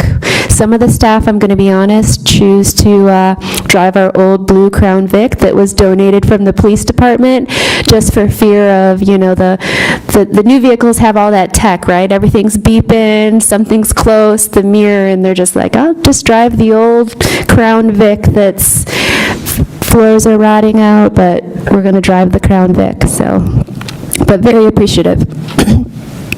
I did want to point out just some concerns going forward, that when we do our presentation for fiscal year '23, we are having an increase in our legal fees. As our caseload size increases, that's trips to the court, interviews, prep, and that does result in increase to our legal fees. Again, the more children that we have that are not eligible for CSA or 4E, that will be a local cost. If the children are not eligible for the state and federal funded, we do have 2 youth right now that fall into that category, but I can see that could increase at some point. And based on the numbers, having another full-time admin assistant to help out with the paying of the bills, so to speak, the more residents we're serving, the more invoices, the more steps, the more processes, and to have one extra admin opportunity, one more admin assistant to help with that would be a plus, for sure. And always turning our part-time assistants into full-time. They're both bilingual. They're both familiar with, what practices need to be completed in the office. So being able to fund those positions to be full-time instead of part-time would be fantastic. We also find that at the part-time rate, it's hard to fill. Not so much the pay, but finding someone that has the flexibility to work the part-time schedule that's still Monday through Friday, 9 to 5. A lot of times when people are looking for part-time jobs, it may be in the evenings or on the weekends. So I do think, though, that making it a full-time, allowing it to be a Monday through Friday, 9 to 5 would really increase our odds of getting individuals that are able to stay and work that schedule for us. When they do leave, it's usually to leave for a full-time position if we don't have one, so. I think that's all I have. If anybody has any questions. Any? Hi, Randy. Hi. So a quick question for you regarding the 3 proposed positions. Will any of the costs of that be offset by monies from the state or the federal government? Has to be green. Okay, there we go. Sorry about that. Actually, yes, I call where the state is realizing that there is going to be an impact administratively to local social services, and that in pandemic, which is slated to end mid-July now, there's going to be a lot of backlog and a lot of administrative work. So they are taking legislative, acts to the, sorry. To Richmond. Thank you. Yeah, but yeah, so absolutely, which is great to hear. Thank you. Do you have a follow-up? Comments or questions? No. Hey, good evening, Randy. Hi. Help me understand this graph. The dark green is our phone calls. Sorry, I'm on page 5. Yep. So the dark green is phone calls, and then the lighter shade is the lobby visits. Is that what it is? Yeah, so fiscal year '21, our lobby was closed. This is lobby 0 here, Yeah. and then it's up to 1322. Because we're open into COVID. This one goes down by 300, but still, this went up by 1,300, so net 1,000 increase in total volume. Right. Yeah. Yeah, the admin are very busy. Yeah. How's the, I guess, lobby hours is what, 9 to 9 to 4, 9 to 4, yep, able to serve everybody that's coming in those times? absolutely, Is that we yep. did a reduction, right? Well, we did do a presentation to allow us to have our lobby hours go from 9 to 4, to allow our admin staff that brief time in the morning and the end of the day to wrap things up, have their unit meetings so they could be together as a group. And it's worked out great, no complaints. I think adding, the pandemic might have helped because that prompted us to also add other means of communication with our work, an info email address, a document submission email address, and I think it just pushed people to go more electronic. It's really great to go paperless for our fantastic. It really allows the workers to be able to process the benefits faster when they don't have to do the data entry of the paper. And then I guess your department is also doing donations or collecting donations for the food drive. We are, yeah. Let the public That's know, yeah. fiscal year '23, though, so I was going to save that, but it is a good point to bring that up. Yeah, so if residents are interested in dropping off non-perishables, we have boxes located here at City Hall, Library, Community Center, Fire Department, and I'm forgetting one. Who'd I leave out? Community center? Community Center, police, maybe? I know we dropped 7 boxes. Pretty much any city department that you go to would be gracious to collect any non-perishables so that we can support the needy in Manassas Park. Thank you. Yep. And I do have one more comment to make, that even though it's not fiscal year '22, a reminder that National Adoption Day is coming up, and we do have youth that are being adopted. That is taking place on Saturday, November 19th, so if anyone is interested in attending that event, please let me know, and I'll make sure your VIP sign is on your seat, and that you get front row access to watch the super cool event that takes place that day. Thank you. Comments or questions? I just wanted to make a comment. First of all, thank you for the presentation, Randy. You're welcome. I just love the fact that we're using interns in DSS. Yes. From George Mason. Yes. Giving them experience, and also we can benefit from their use. Yes. I just think that's just wonderful. And what's even better is one of them is a Manassas Park Parkable. Yeah. Yep, and another has had experience at our MAP clinic, so she was already familiar with our community and that we serve, so it's really great to have them, and they're fantastic this year. It's like they get better. It's like we learn, what works and what doesn't work, and we just move forward giving them more. And they're always like, they go to their class and they're like, oh, my classmates are so jealous of what I'm learning, and I'm like, that's what you get at a small agency. We're all generic, so you're going to touch a thing. This is where you want to be. So, yeah. Great, great. Follow up? No, thank you. Okay. Randy, thank you Thank very you. much. Much appreciated. And moving on to Community Services Department.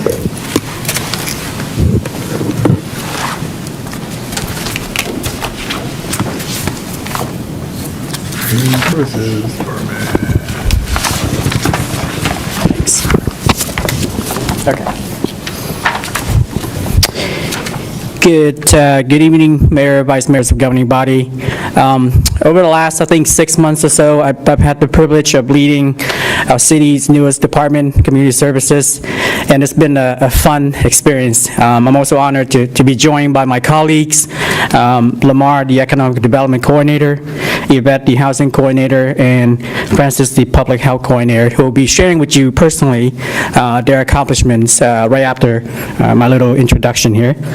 So what is the Community Services, and how do we do what we do? So what kind of a unique here for a team of three, we have three functional areas, so very multifaceted. We're very different, but we're also integrated under one roof to solve sets. We're also members of one for a lot of things, and so we get to experience all of the joy and challenges that are associated with that. We currently have 3 full-time members. Originally, we had 4.5, and the reason for that is, if you recall, we had a mental health coordinator who is no longer with the team, and we had an administrative assistant who was doing us in AP. She is no longer with the team as well, so we're back to 3. However, we kind of took on the admin assistant duties in-house just to kind of keep the department afloat, and that's just another flexibility and adaptability requirement that kind of falls on a small staff department. So what is community service? This is the first time that we briefed you guys. I just want to share with you our mission statement as well as our vision statement. And fundamentally, the department serves to kind of nurture the economic and social well-being of residents and businesses so that we can have a thriving community for everyone. And those two statements align pretty well with what we do, considering our multifaceted nature. The economic vitality, affordable housing, safe and healthy community. So we think those are great statements that align with what we do, and we strive to achieve those objectives. So before I introduce the first speaker, I'll kind of highlight a couple of high-level highlights for this past year. In terms of economic development, obviously continuing the economic development initiative downtown, most notably the vouchers program, as well as the City Hall ribbon cutting for housing. Yvette did amazing work to try to create a first-of-a-kind tracker to share housing resources with our residents, and we've seen incredible demand, and she'll share those details with you in a bit. And then for public health, of course, continue to 19, most notably the curative kiosks, as well as the giant pharmacy vaccine clinics. Additionally, we obviously had the move to City Hall, so that was a king in the plans, but we executed that flawlessly, transition here, and then kind of picking up where we left off. And then being a new department, the first year is always challenging, integrating into, so we had to really refine the processes and procedures and really get integrated with the rest of the staff and start reaching out to regional partners to kind of establish those networks. So where do we go from here after the first year? For fiscal year 23, we're hoping as a department to host what we call the first annual Community Services Day. This is sort of like a fair for everyday life. We're still kind of planning it out. We hope to host it in April. Things like for housing, maybe flood insurance related items, for emergency management, maybe safety seat check, for public health CPR, things like that are sort of everyday life that are useful for residents. Additionally, because we're new, continue to increase public awareness on our resources and the services that we offer, and then continue to really develop synergies with other departments, Parks and Rec, Code Enforcement, schools, as well as other external stakeholders to increase and improve the service delivery across the 3 disciplines. And then internally, trying to expand the functional knowledge base, particularly through individual certifications, and then continue to refine our processes to better perform our jobs. So with that being said, I'll introduce our first speaker, Mr. Lamar Hoy, the Economic Development Coordinator. Thank you, Keith. Welcome, Lamar. Thank you, everyone. Good evening, Mayor, Vice Mayor, members of council, colleagues, residents, and guests. I thank you very much. I will not try to hold you long. First, I want to thank this down because this could have been a very long presentation, but we're just going to go over the highlights and some really, really good stuff here. I did kind of want to show you again. These pictures aren't really translating greatly, but I kind of just wanted to show again what we're looking at here. A lot of these are from the downtown actual ribbon cutting event, but then we also kind of wanted to show, where we were, but then also try to transition into where we are currently moving into. So the high-level things that I'll be going over will be the voucher program, which I know everyone's excited to hear about. I'm also going to speak about some of the business recruitment and retention efforts that I've made, some of the current business development support, as well as some of the macroeconomic trends, as well as ongoing projects and initiatives. So to start off with the Shop the Park program, again, the brief background of that was that it was created as a COVID response in order to address the economic strain that was felt by our residents and our businesses. And when we look at the amount of the actual meals tax revenue that we started with in FY29, and then we had the drop in FY20, it was really how are we going to try to bounce back from that. And so with this particular program here, envisioning the utilization of $225,000 of ARPA funds, we were able to go ahead and help us bounce back with that. So in regards of looking at the metrics that we were using in regards to determine how successful this particular program was, the first thing was how many restaurants were participating when we started, and then also when we ended. And we see that we actually started and ended with the same amount. When we started, we had initial restaurants that were signed up. Over the course of the program, we had other restaurants come on to be a part, and then we had, towards the end, restaurants that had been participating step away prior to the third round. When we also look at the actual restaurant metrics, again, it's the number or the percentage of restaurants that were participating.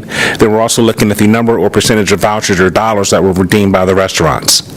From the resident side, we want to know how many of the vouchers that we actually started with are we giving out to the residents, and then again, how many of those are actually redeemed to the restaurants. And so when we actually look at the numbers on each one, we can see that starting off, we see that we were average with the number of restaurants that were participating. We also see that when it comes to the number of vouchers we gave out to the residents, that we were very, very successful there. When we come into, sorry, I see what you mean. It'll take a little second to come up. So when we look at the number of vouchers redeemed by the residents, again, we also see that we were very successful. And again, on another slide, I will show you the exact numbers that we were looking at here. And then again, for the number of voucher residents. So in every aspect, we saw that we were very, very successful, except in the initial participation of the actual restaurants. And again, this is based off the number of restaurants that participated in the CARES Act program that you had the previous year. So out of 16 total restaurants that had participated, we had 44% of those. So looking at the picture here, and so again, just to come down to the overall, because we can track it through the individual cycles, but when we look at it overall, we see that out of the number of vouchers that we actually ordered, we gave out 90% of them, and 82% of them were redeemed. And so this is a great look for us. It's a great look for our restaurants, and especially it shows the excitement for the particular program from the residents. Through each particular cycle, we can see that the first cycle we did get off to a slow start. Again, if you remember, we ordered approximately 3,000 vouchers and gave out just a little under 2,000. Once the word was out there, it was gangbusters from there, where you saw that with the second round, we gave out 2,000, and then the third round we gave out 5,000, all completely given out, and then even the redemption rate, increased dramatically as well. When we look at all this information and stats, the biggest point that I think I can give to you is how much did we spend? And the amount that we actually spent for this particular program was $3,070.50. Now, how much did that help? Well, we can see that the actual amount that we paid out in regard, $184,850. And so we put in a very small investment, but we got a very large return on that. The other side that some other numbers I want to point out here is that the average transaction in regards for this total program was $32.58. What that means is that every person that came in and spent, for the most part, spent a little bit more than the voucher. And so that means that every transaction allowed that business to get basically an upsell or a little bit of extra money. When we look down at the vouchers among the total program, we see that we were able to increase every restaurant that participated, we were able to increase their average sales by almost $7,500. Not only are we able to show great benefits for us as far as the program, but we're also able to show an actual fiscal return on the businesses that participated as well. So this is actually the breakdown, again, showing all the restaurants that participated, the amount of vouchers we paid out, the number they redeemed, the transactions, and again, their average transaction that they spent. Of course, we can see, Chicken.com, they came in late to the game, they only had 25 vouchers, and so again, their average transaction is not as great. But then you look at a place like Szechuan Gourmet, again, $55 was their average transaction. Now, the golden goat of this particular program, I'd like to point out, is Alcazar Grill, again, who basically redeemed almost 6. They were a great proponent of the program from the start. They helped to promote it as well, but it got to the point that once Preston, stopped and El Molino did not participate, they became number one, that premier restaurant that residents were going to. But also, it was a matter of, with El Costal and El Molino, it was a matter of a split Hispanic food choice. You either went one who decided to not participate, El Costal benefited. But I would only like to think that if El Molino stayed in, they would have been able to share some of that as well. Do you know why it got out? Yes. You know why? Yes, I do. I'd be more than happy to talk to you about it offline. So that, and just to get up here, so that is the voucher program that we did. We had an amazing turnout, we had amazing participation, and a lot of residents and businesses were happy that we did it. So, to move on just to the next step, or the next topic here, which was the business recruitment and retention citywide.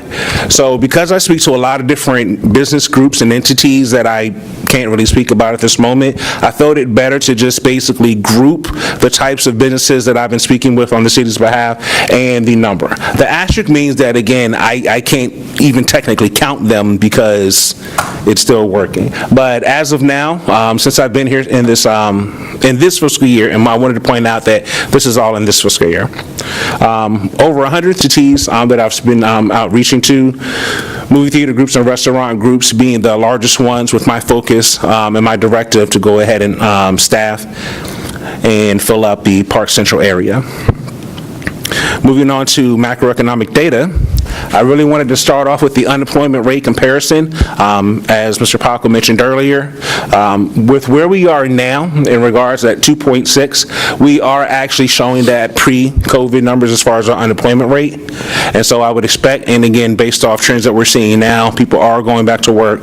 We're able to see, when we look across the state and the nation, we see that people are slowly starting to get back to work, but our residents are actually making it, a quick, fast move. They're on top of it. The beautiful part about this is that we're actually, at least if we're going to look at the numbers and the reduction, we're actually trending to be, to be closer to our lowest record low in a long time. I don't think we will get down to the 0.6, but I definitely think we'll probably again get to a point where we're at some of our lowest unemployment rates ever. So you can see we dropped the unemployment rate by about 9% over the last 2 years, so it's a pretty good results there. Yep. The other point here, and just to kind of push back into that, we see when we look at the labor force trends that there's been a steady decline, and we're starting to see is kind of tapering off here. When we actually look at the difference from 2020 to 2021, we actually see a 5% increase. That's actually 5.2% increase. And so again, that feeds into the fact that our labor force is actually re-entering the workforce rate than other localities. I think the beautiful part is, like I said, just to highlight, that currently we do have 77% of our residents participating in the labor force. This is very interesting data, again, to go ahead and show and put it up. Just in regards to showing the comparison of our meals tax, again, that we are getting back to trending towards pre-COVID numbers.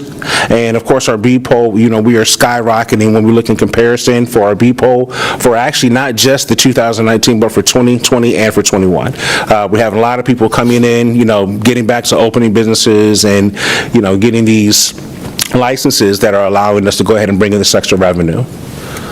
When we look at the meals trends and we actually compare them compare them by month for each fiscal year, we can actually see that out of the 12 months for 2022, that we are at 7 out of those 5 months. And so again, on average scale, that means that we are actually posting higher than we were before, but even trending closures. Not as big as in June, but again, trending in the right direction. And we also see the same thing with our B-poll trends. Again, we normally see this increase in the beginning of the year. And so as we look at that as well, we're also seeing that at least in those trends that FY22 is still above the actual trend for those years. Last was the ongoing economic development initiatives. I know we've seen this map before, which shows the different phases that we have in the city. The biggest part of my job right to be the business development and recruitment in this Park Central area, and then working on the other areas at the direction of the city manager, as well as continue to liaise with the EMSI for Phase 2, Norton Scott for Phase 3, and Exolu Properties for Phase 4. Continue to create and build out on the city business director and registry, as well as continue to look for economic development grants, including grocer grants that allow us to bring a grocer or help a grocer develop into the city. Currently collecting data and creating the profiles to develop and update our economic profile, our economic development forecast, as well as creating tax revenue forecasts as well. Currently, there's working with Chris as part of the GIS committee in order to try to update and maintain the city's economic GIS and city, so that there's information that I'm able to track as well as other departments, but also being able to implement that into the city's dashboard and that's currently created. I have been and will continue to staff the Economic Development Authority's progress there over this past fiscal year, and I expect we're going to continue to do great things going forward. Biggest thing I love is the opportunity to help in this portfolio in partnership with Parks and Rec, for all the events that we're doing down here. I have and will continue to represent the city in the Prince William Chamber of Commerce, going to different, also even partner sponsorships events with the Chamber as well, like the R.W. Murray event most recently. I will also continue to support citywide business events, still working to try to get a grand opening date for the cookout, so I can send that out to you and help put that out on our social media as well as the community service day that Keith mentioned with other departments to help them out. And then, most importantly, coordinate and facilitate the tenant improvement program in order to help potential businesses locate from other areas in the state to expand. That is all the information that I have for you, but I was wondering if anyone had any questions. A lot. That was a lot. Well, again, thank you, Keith, because it could have been more. It was more. That was a thank you. You're welcome. Any Comments or questions? Comments? Go ahead. Thank you, Lamar. Do we, I guess you mentioned the chambers, do we have a seat presentation from Manassas Park on the board? We do, yeah. So are you part of it? He's our official member. Oh, good. Oh, good. And then second thing, you mentioned cookout. What, I mean, I don't know, maybe the thought of the governing body, are we going to do a ribbon cutting or? Yeah, the biggest challenge, we're trying to, Lamar's been reaching out to them there, so the biggest challenge is knowing when they're going to be done, so they're working with Calvin's team for final inspections, which I think Calvin left, should be quite soon here, so but we're trying to get ahead of the game and try to coordinate something, but it's going to fall on them to, you guys know when it is and get their agreement to do the ribbon cutting. But that's something Lamar's working on. Okay, good. Yes. Okay. Yeah, thank you. Thank you. Any other questions, comments? No? Excellent. Yes, ma'am. Are we planning to do the voucher program again next year? That would be at Mr. Paco in yours discretion. It's not in the ARPA budget anymore for a repeat. The data you're seeing with the meals taxes and the restaurant recovery, I don't think making an argument that using ARPA money for that would be appropriate anymore. We've helped the restaurants rebound. I think if you want to continue it using city funding going forward as an annual booster for our residents and our restaurants, I think that could be appropriate. I think it was an incredibly successful program. A lot of Lamar, Keith, and the whole team for managing that. It was a lot of work, but I think the results were pretty good. But I would recommend we could, if you want to use ARPA, the blue-colored ones maybe for revenue loss. But at this point, I think our restaurants have recovered, so the justification for using ARPA, I think, would go away. Okay, And absolutely agree. Thank you. Do you have a follow-up? Yeah, no, so have the businesses been reimbursed? All the businesses have been paid out, yes. Okay, good. That's all. Any other comments or questions? No? Thank you very much. Thank you, everyone. Have a wonderful night. Super. Oh, and I would like to bring up the next speaker, Housing Coordinator, Ms. Yvette Monet. Thank you. So welcome. Thank you, Lamar. Welcome, Yvette. Thank you. Good evening, Mayor, council members, colleagues, guests. It is really a pleasure to be working for Manassas Park. I've been here for a year, and it's been a great experience working with our residents, the joys, and I've enjoyed both for the past year. With that, these are the highlights of what we've been working in the past year. We launched the rent relief program using ARPA funding to assist residents affected by the pandemic.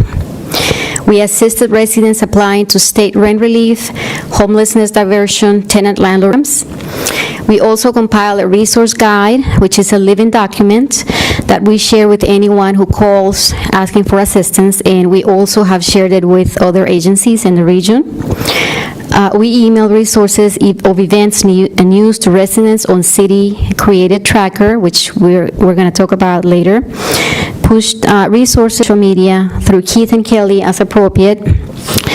We worked with the treasurer on tracking water and sewer utility relief using ARPA state funds in the amount.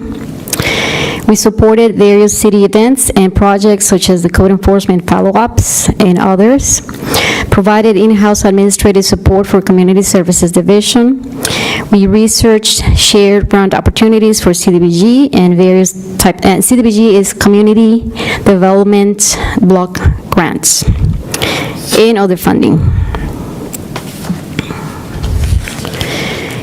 And the resident engagement tracker has been, I created that from day one when I started working at the community center. I was there for 2 months, and people would come in and out, and I would engage with them, and I started getting information and putting it in a spreadsheet. Right now, we have about more than 850 contacts there, and it's not just from Manassas Park residents, but also from Manassas City and Prince William County. We are looking for a database for client management software to put all those contacts there. And it's pretty much for the Community Services Department, since we're building that department. And as you can see on that chart, half of those contacts that we have there are from Manassas Park. And you see the needs based on the calls and the emails that I get. The greatest need is rent relief, a little bit of mortgage, and I think this is also put out. For example, in the first months that I was working for Manassas Park, we used to put messages about the housing programs on the variable message board, the road signs, so we would get a lot of calls depending on what we were putting there. The other thing is that for mortgage, there is a state relief program, which I'm sure a lot of residents are taking advantage of. Another great need is for utilities, water, electric, gas. I also get a lot of calls from people that are experiencing homelessness, not necessarily in Manassas Park, but Manassas and Prince William. So that's our tracker. And I just wanted to clarify too, we're not reaching out to residents from Manassas and Prince William County. It's just they find it the easiest route to get help is actually calling our city. That just shows kind of the good customer service that we have and responsiveness that and their resources. So even though they're not our residents, Yvette still does a good job just at least giving them kind of the resource guide for what's out there to help them out as well. So. Right, and the other thing is that we have been collaborating also with Randy, with social services, with Prince William and Manassas, and now our contacts are on their list as well. They are on the 211 list, and also on Department of Social Services for Manassas City. So I get calls from them and Coordinated Entry System, which is the homeless services program. So that's why I'm getting a lot of calls from those jurisdictions. But of course, we still get the call and send the list of resources, which they are very grateful We have been doing a lot of community engagement since we started with nonprofits, with government agencies, so all the partners in the community, as well as the residents. So on the left, you're going to see the list of partners in the community. Manassas Park Schools has been a great partner. I am going to all the family markets that they have monthly, so we're doing a community outreach there as well. Part of the Greater Prince William Healthcare Coalition, Prince William Area Continuum of Care, which is the homeless services, Prince William Human Services Alliance, which is an alliance of nonprofits in the area. Prince William Department of Social Services is a partner in the Continuum of Care. Prince William Community Partners in Equity and Inclusion, which is an agency from Prince William government. Northern Virginia Emergency Response System, Neighborhood and Built Environment, which is a work group from the Greater Prince William Healthcare Coalition. Nova Housing Expo, which is a virtual housing expo. Used to be in person before the pandemic for many years, and they used to take turns in each jurisdiction to do this housing expo. Since the pandemic, they put it online, so it's virtual, and I'm on the steering committee of that association. I'm also part of or I attend actually meetings for the Council of Governments Regional Emergency Support Function 611, which includes mass care, housing, human services, agriculture, and natural resources. And on the community engagement side, see, I need LASIK because I have to go back and forth with this. On that side, we're promoting programs there in the community, but people don't know about the programs, and that's why they don't apply. So we promote the Prince William Neighborhood Rehabilitation Program, which is a home repairs program. We also promote, among others, the Prince William First-Time Home Buyers. That program covers Manassas Park, and Prince William. We also promote and partner with Habitat for Humanity, critical home repair. Housing counseling is something that I push all the time. Calls that I get, I always say, I recommend this. This is free, it's there, and it's wonderful. I've used the services, and I used to be a counselor also, so I know how important that is. We also push any youth programs. We have several nonprofits that provide services for us and for Prince William that we promote. We also are working with Panorama Latino. I was in one of the shows in July. We're just talking in general about what we do. And we have flyers for all the programs. We put it in the community center, in the library, in the restaurants. Sometimes I used to go with Lamar to the restaurants and give the flyers. We actually take any opportunity to take flyers. And of course, any events that we have here in the city. And down here you can see all the events that we have provided this information.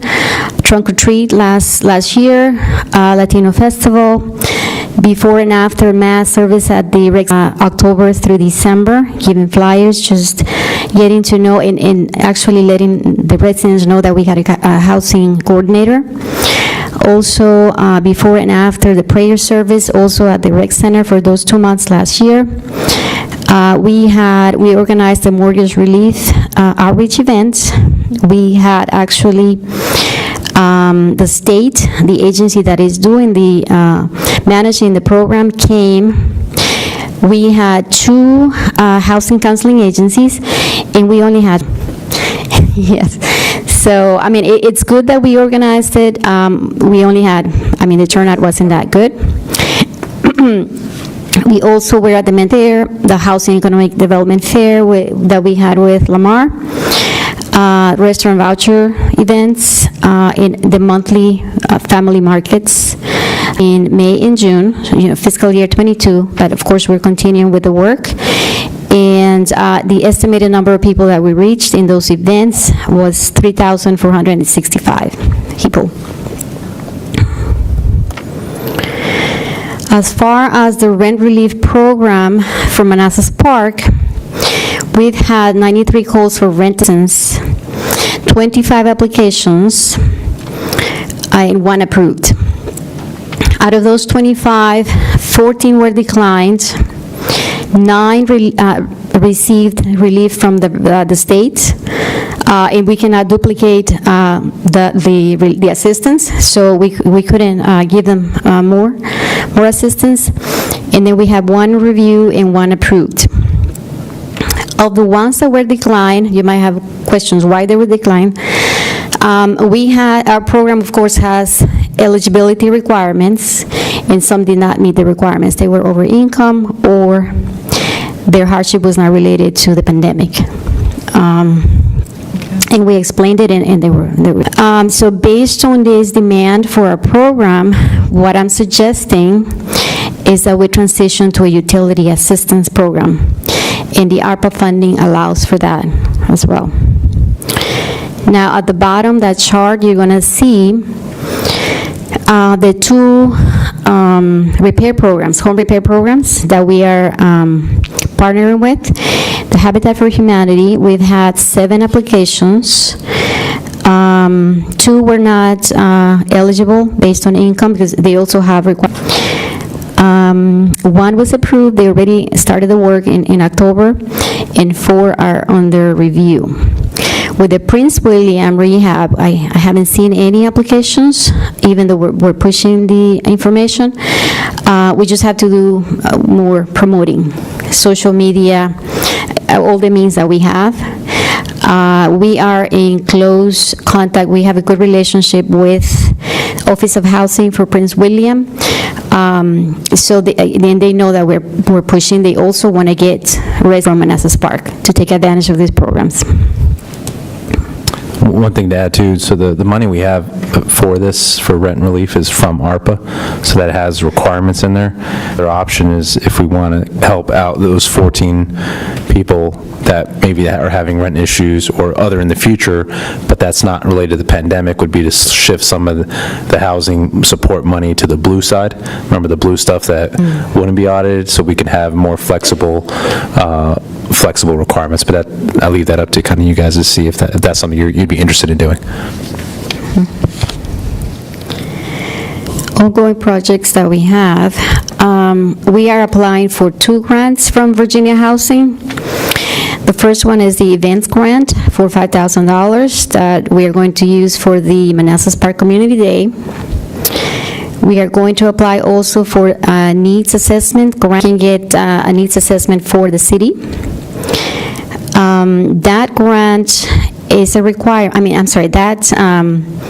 once we get the grant and we get the needs assessment, we're going to use that to work with Urban Land Institute, ULI. They have a program that's called Panel, where a panel of experts would come to our City Hall for a day and a half and work on some questions that we pose for them related to our housing strategy. So all of this is a process. We apply for the grant, we get the grant, then we get a consultant to do the needs assessment, and then we work with ULI on that TAP. As far as training, I am doing the FEMA Incident Command System courses. I already did the first one. I got to finish another, 3 or 4. And I also attended the National Council of State Housing Agencies in June, which was a great conference. Thank you. Do you have any? I'm sorry, I haven't finished. Sorry. Okay. Manassas Park housing data. I would like to share some data with you as far as rentals in Manassas Park. And this data is from the multiple listing service, so it does not include any list or by private landlords, but I just want to show you the trends. Here for days on the market for rentals. You can see that the period was very low because of the demand was high for rentals, and this is for the past 5 years, since 2017 through July of this year. On the right, you can see the average price, which now borders close to $3,000. It's about 25, 26 in Manassas Park. As far as evictions, we get this data, thankfully, from the Legal Services of Northern Virginia. On the left, you see the evictions for this year from Greater Prince William County, which includes Manassas Park, actually, zip code 2. So all in all in Greater Prince William County, you can see that the trend is going up now. The first group is the judgments. The group in the middle is default judgments, which is pretty much the same as judgments. It's just that in default judgments, the tenants don't appear in court. So those two are evictions. And then the third group is the cases that go on, continued cases. On the right, you the evictions for zip code 20111, which includes Manassas Park, Backwell, and Yorkshire. And you see the numbers, it's about, I would say, 5 to 7% of the total amount on the left side.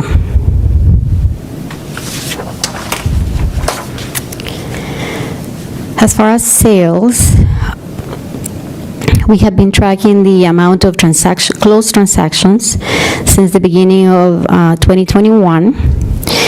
And you can see that it's been kind of steady between 29, 28, 15. So the inventory was low, as you all know, in the past year. But the main thing here, see if there are any short sales or foreclosures in the city.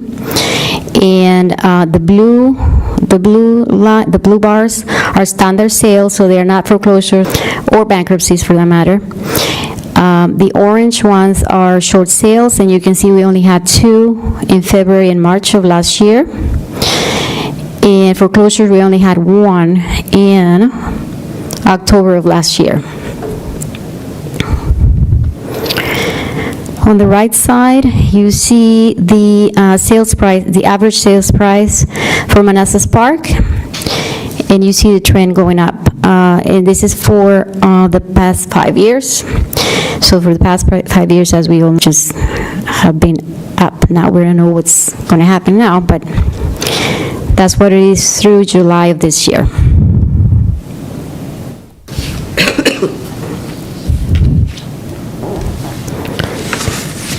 Okay, so I'm just going to talk about the one on the left because the one on the right is a repeat. The one on the left is the dated. Again, because of demand, the days on the market has been really low, as you can see, and that's for the past 5 as well. That's all I have for you. Do you have any questions? That was wonderful, wonderful. Do we have any comments or questions? Comments? Yes, ma'am. I have a question about the rentals. Do we know how that compares to the rest of Northern Virginia? Yes. Which one? The first? Page 22. The prices, you mean? Yeah, the price. The prices? For a rental, yeah. Actually, yes, I do know. It's not much lower than our, yes, it's not. I think because Manassas Park is so close to Arlington, Fairfax, the prices, let's say for a 2-bedroom here, can you hear me? Yeah. Here in Manassas Park, it's about 24, 25. So that's pretty much almost about the same as Fairfax. Wow. It's 5 years since I first moved here. What I was looking at rents back then to now, it's gone up by at least an average of $500-700 for a 2-bedroom. Yeah. Yeah, I mean, so it's a concern when you're talking about affordability. We're catching up to the Northern Virginia market, and for housing as well. You can see it in the sale prices. Our assessments the last few years, not even keeping up with market increases as well. So it's a concern in terms of affordability. Yeah. Yes. Thanks. Comments or? Yes. Thank you for the presentation. Thank you. The 44,000 for the utility relief, how many units is that? Is like that's a full dollar amount, but how many houses or do you know? For the treasurer, Tracking to a utility right, relief? correct. Yeah. I would have to get that report from the treasurer. Okay. Yes, and that money was used for water bills. Right. So I just wanted to know how many households. You want to know how many households? Okay. Because amounts vary depending on what they owed, but yeah, we can get you the number if Yeah, we still have. We had an Excel file, so hopefully we can Yes, dig we that do back have. out. If it's an easy find, yeah. No, it is Okay, an easy thank find, you. yes. I will take note of that. No? Okay. Thank you, thank you so much. Good night, good evening. Thank you. Mr. Francis Rath?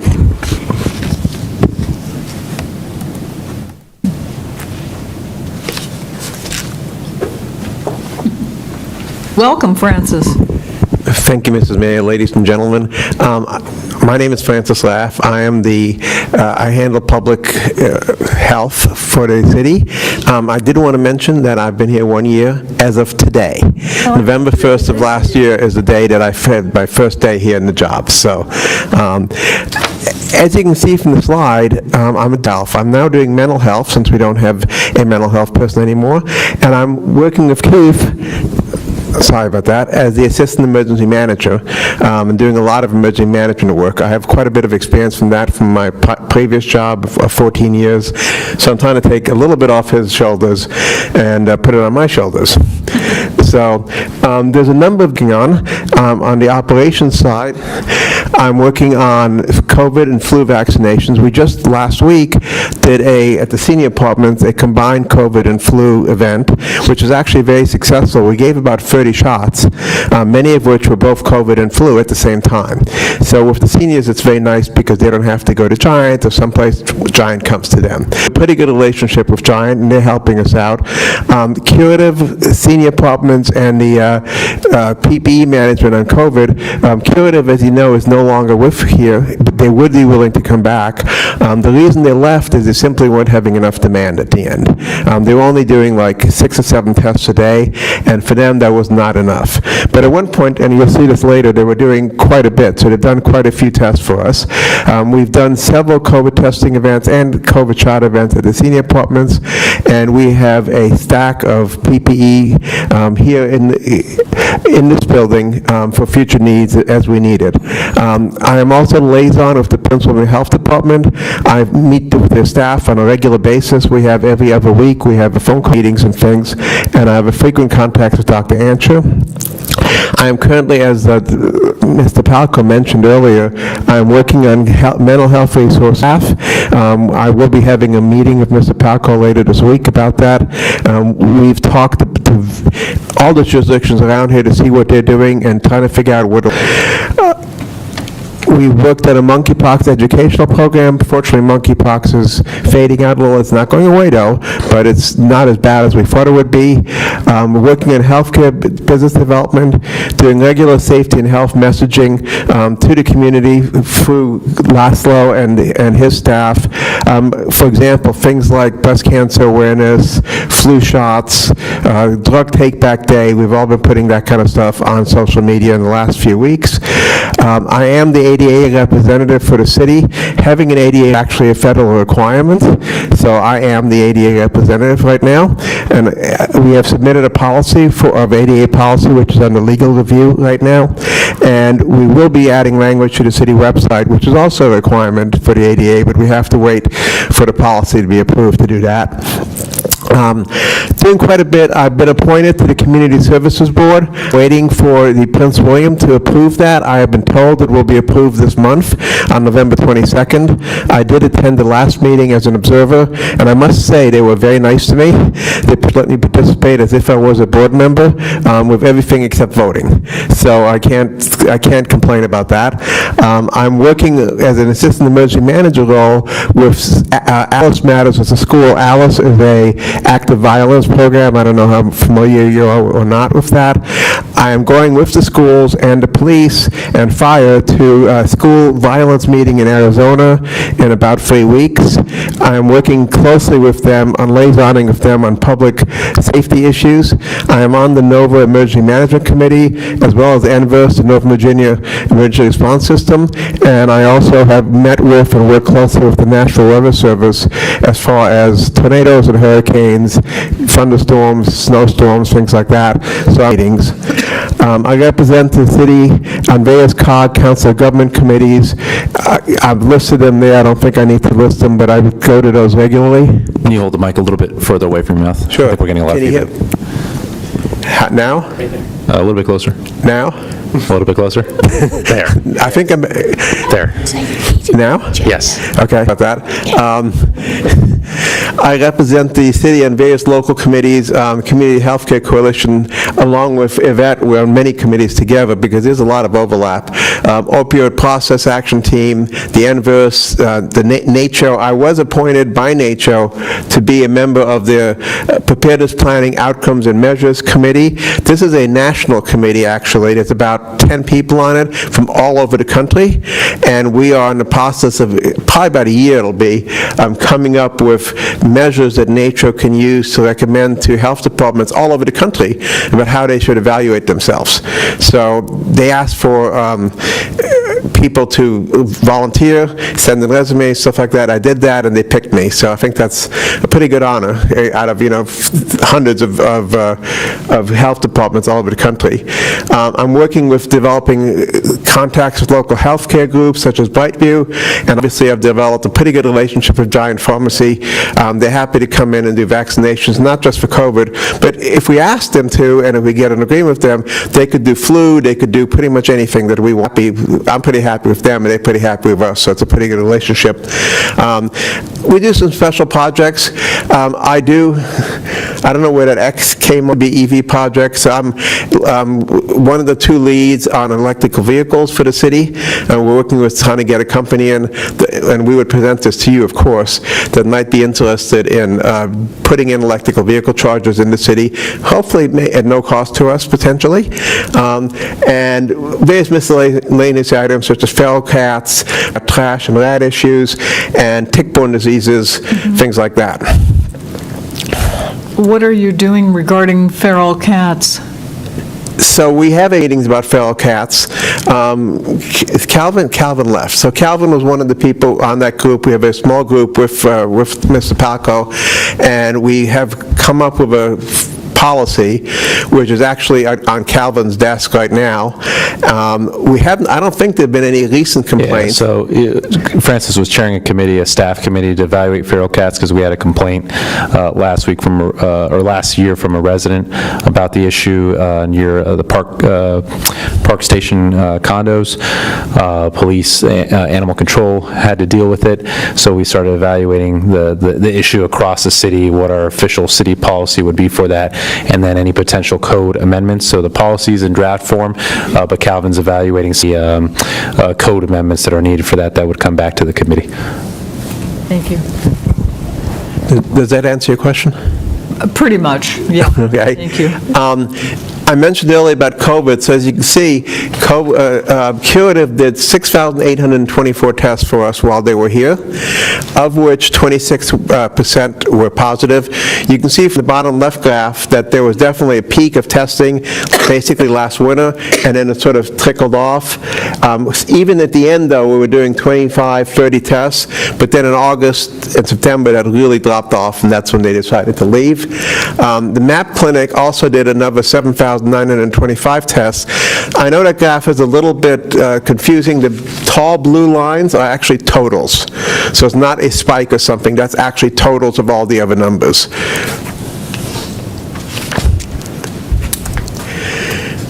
As far as the sources from VDH, Virginia Department of Health, this is as of about a week and a half ago. So you can see there were 4,500 cases. This is just for Manassas Park. Now, I do want to mention that this is probably for zip code 20111, which is mostly Manassas Park, but not exclusively Manassas Park. There are two little jurisdictions who I must say, apologize for I can't remember the names of the jurisdictions. Actual jurisdictions, but they're areas in the county. It's Yorkshire and Buckhall are part of 20101, along with Manassas Park. Thank you, Laszlo, sorry. We have 164 hospitalizations and 28 deaths. The good news is that the deaths and the hospitalizations have stayed very steady for the last several months. There have been no additional deaths and pretty much no additional hospitalizations, even though there has been case. And I do want to say that this data, the case data, I personally don't have a lot of faith in it. I think the cases are much higher. For example, about 2 months ago, I had COVID. I tested myself at home. I tested positive. I stayed home. I didn't report it to anybody. I was positive. So, you know, with the home test, unless you go to a doctor or a hospital, you're not going to get it reported. So the case data is a little bit iffy. In Manassas Park, about 74.2% of adults 18 and older are fully vaccinated. And totally, including children, it's about 67%. As you can see, cases by date of illness, you can see the spikes. It's always this fall and winter seasons is when it spikes. It's dropped off now. The last data we have is for October 2nd. We will see what happens. Hopefully it'll stay down, but we will see what happens coming up. This is for Northern Virginia. Same thing. You can see the cases, the hospitalizations, and the deaths. And you can see, again, spikes. This is on the con. Right there. That is a spike in the winter. And then where we are now. And you can see that there's definitely a decrease. And we're hoping that that continues. Actually, that's not Omicron. That's the first. The big one. The first winter spike before vaccines. We had an incredible increase in cases, incredible increase in hospitalizations, but more importantly, deaths. The winter before vaccines was the worst period of the pandemic in terms of deaths. Now you can see that they are tracking almost exactly like that winter spike, but the hospitalizations and the deaths have completely collapsed, which means that the virus has weakened. And to Francis' point, he's right, this is an undercount of cases, because home tests now are available and being more readily used. So the cases are probably tracking much higher than they were before, but it's just becoming endemic. That means that the hospitalization percentages and deaths, which are the new tracking mechanism for the CDC, have just completely collapsed, which is great news. We're not spiking the football yet, because we want to see what happens in the winter, because every winter, last 2 winters have been bad.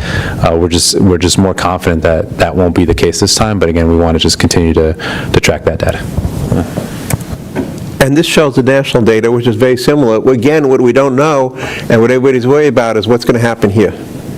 You know, are we going to get a little spike? My personal opinion from what I've been reading and what the experts tell me is that we are going to have a spike. It's probably not going to be a spike like that, hopefully, but you know, there's a good chance it's going to go up. But you know, that's normal. I mean, flu does that too. RSV does the same thing. All does in the fall and in the winter. We'll just have to see how bad it is. And this is national data for all time. Cases, patients in ICU, hospital admissions, and deaths. The good thing is to see, particularly here, hospitals are going down, as Mr. Palco said, and deaths are very low.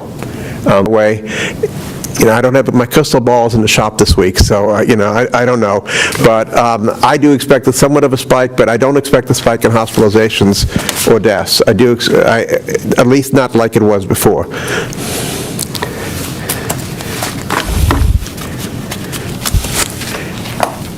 The important thing, I think, is like Mr. is that even though there have been spikes in cases, the trend is down for hospitalizations and for deaths, and that's what we want to see. But again, that COVID is never going to go away completely. It's going to be endemic. It's going to be part of every winter, just like the flu is, just like RSV is.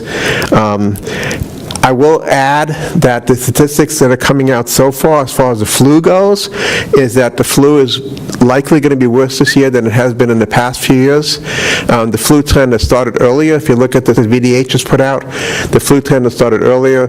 More people having the flu. Same thing with RSV. It's hitting children pretty hard. There's school districts that are really getting slammed with RSV right now, and it's pretty early for that. So, you know, hopefully it won't get too bad, but it almost is like a little bit of a triple whammy with RSV, COVID, and the flu. Any questions? Thank you, Brian. That was very good. Questions, comments? Yes, sir. Yeah, thank you, Francis, for the excellent presentation. I had a question about monkeypox. Do we ever get any vaccination at our clinic? Not at our clinic. So the way the system worked is there was a lack of vaccine nationwide. There was a shortage. So the vaccine went to the health departments. So anybody who in the park thought they might have, monkeypox, would have gone to the Prince William County Health Department, and they would evaluate it. So when it first started, there were pretty strict guidelines for who could get the vaccination, and they've gotten much looser over the last month or 6 weeks or so. So sort of a broader range of people who've been potentially exposed can get it, but you still have to go to the health department. Interesting. Okay. Yeah. And that's true not only for here, it's true nationwide. So you can't just go to your doctor, your local general practice physician and say, I want a monkeypox vaccine. He's not going to have it. In Manassas Park has had monkeypox? I do not know of anybody. I know nationwide there have been only 2 deaths in this country from monkeypox, none of which were in Virginia. Yeah. Okay, thank you.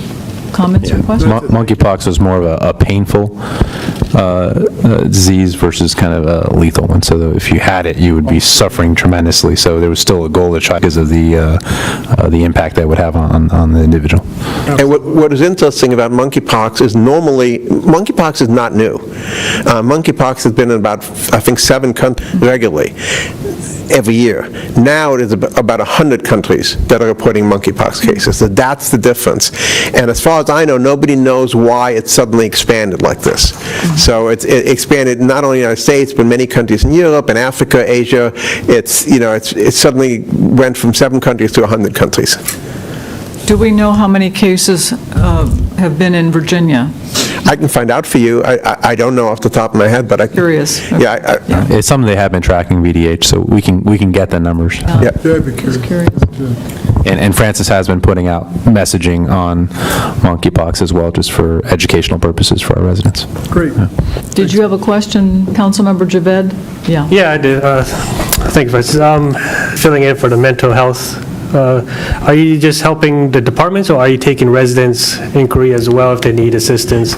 So I am not a mental health professional. Oh, okay. So I don't do intake, I don't do counseling, anything like that. I'm not licensed for that. What we are doing is referring people, if a resident calls me, we have people we can refer them to, both for police and fire and our city staff, is to develop a mental health program for us, so that if there's a bad fire or a police, or even if it's just that one of the city employees has a mental health issue, they have a resource that they can go to and get treatment. Yeah, so we're really dependent on the CSB, which we already pay $1.1 million for every year in city taxpayer money for the CSB for mental health support. So we're making sure that's why Francis is on that board, to make sure that we try to maximize their coverage for our residents when it comes to mental health. Francis and Yvette have also been working with nonprofits and for-profits who help people with substance abuse as well. So we have someone to refer our residents to for that as well. And I just speaking about substance abuse, this is not from last year, which is why it wasn't in my presentation, but also received from funds, from opioid settlement funds. I believe the total over several years will be $100,000 and some $110,000, $112,000, something in that vicinity, which has to be used for opioid rehabilitation, prevention, things like that. So we're starting to think about how we're going to use that money as it comes in to... Okay. Thank you. Any other questions? No. Questions, comments? Thank you very much, Francis. That was terrific. Thank you. And moving on to the parking discussion.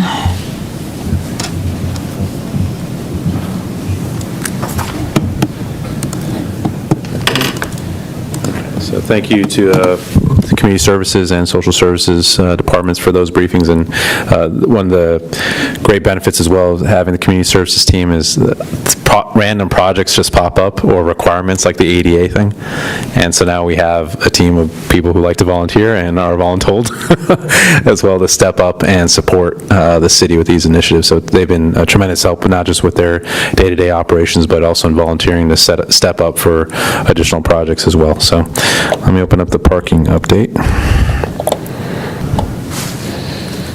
Okay, so two issues I'm going to cover tonight. One is an update on the no overnight parking, where we're at with that, and the second is talking about individual parking space in front of their homes and what can be done with that.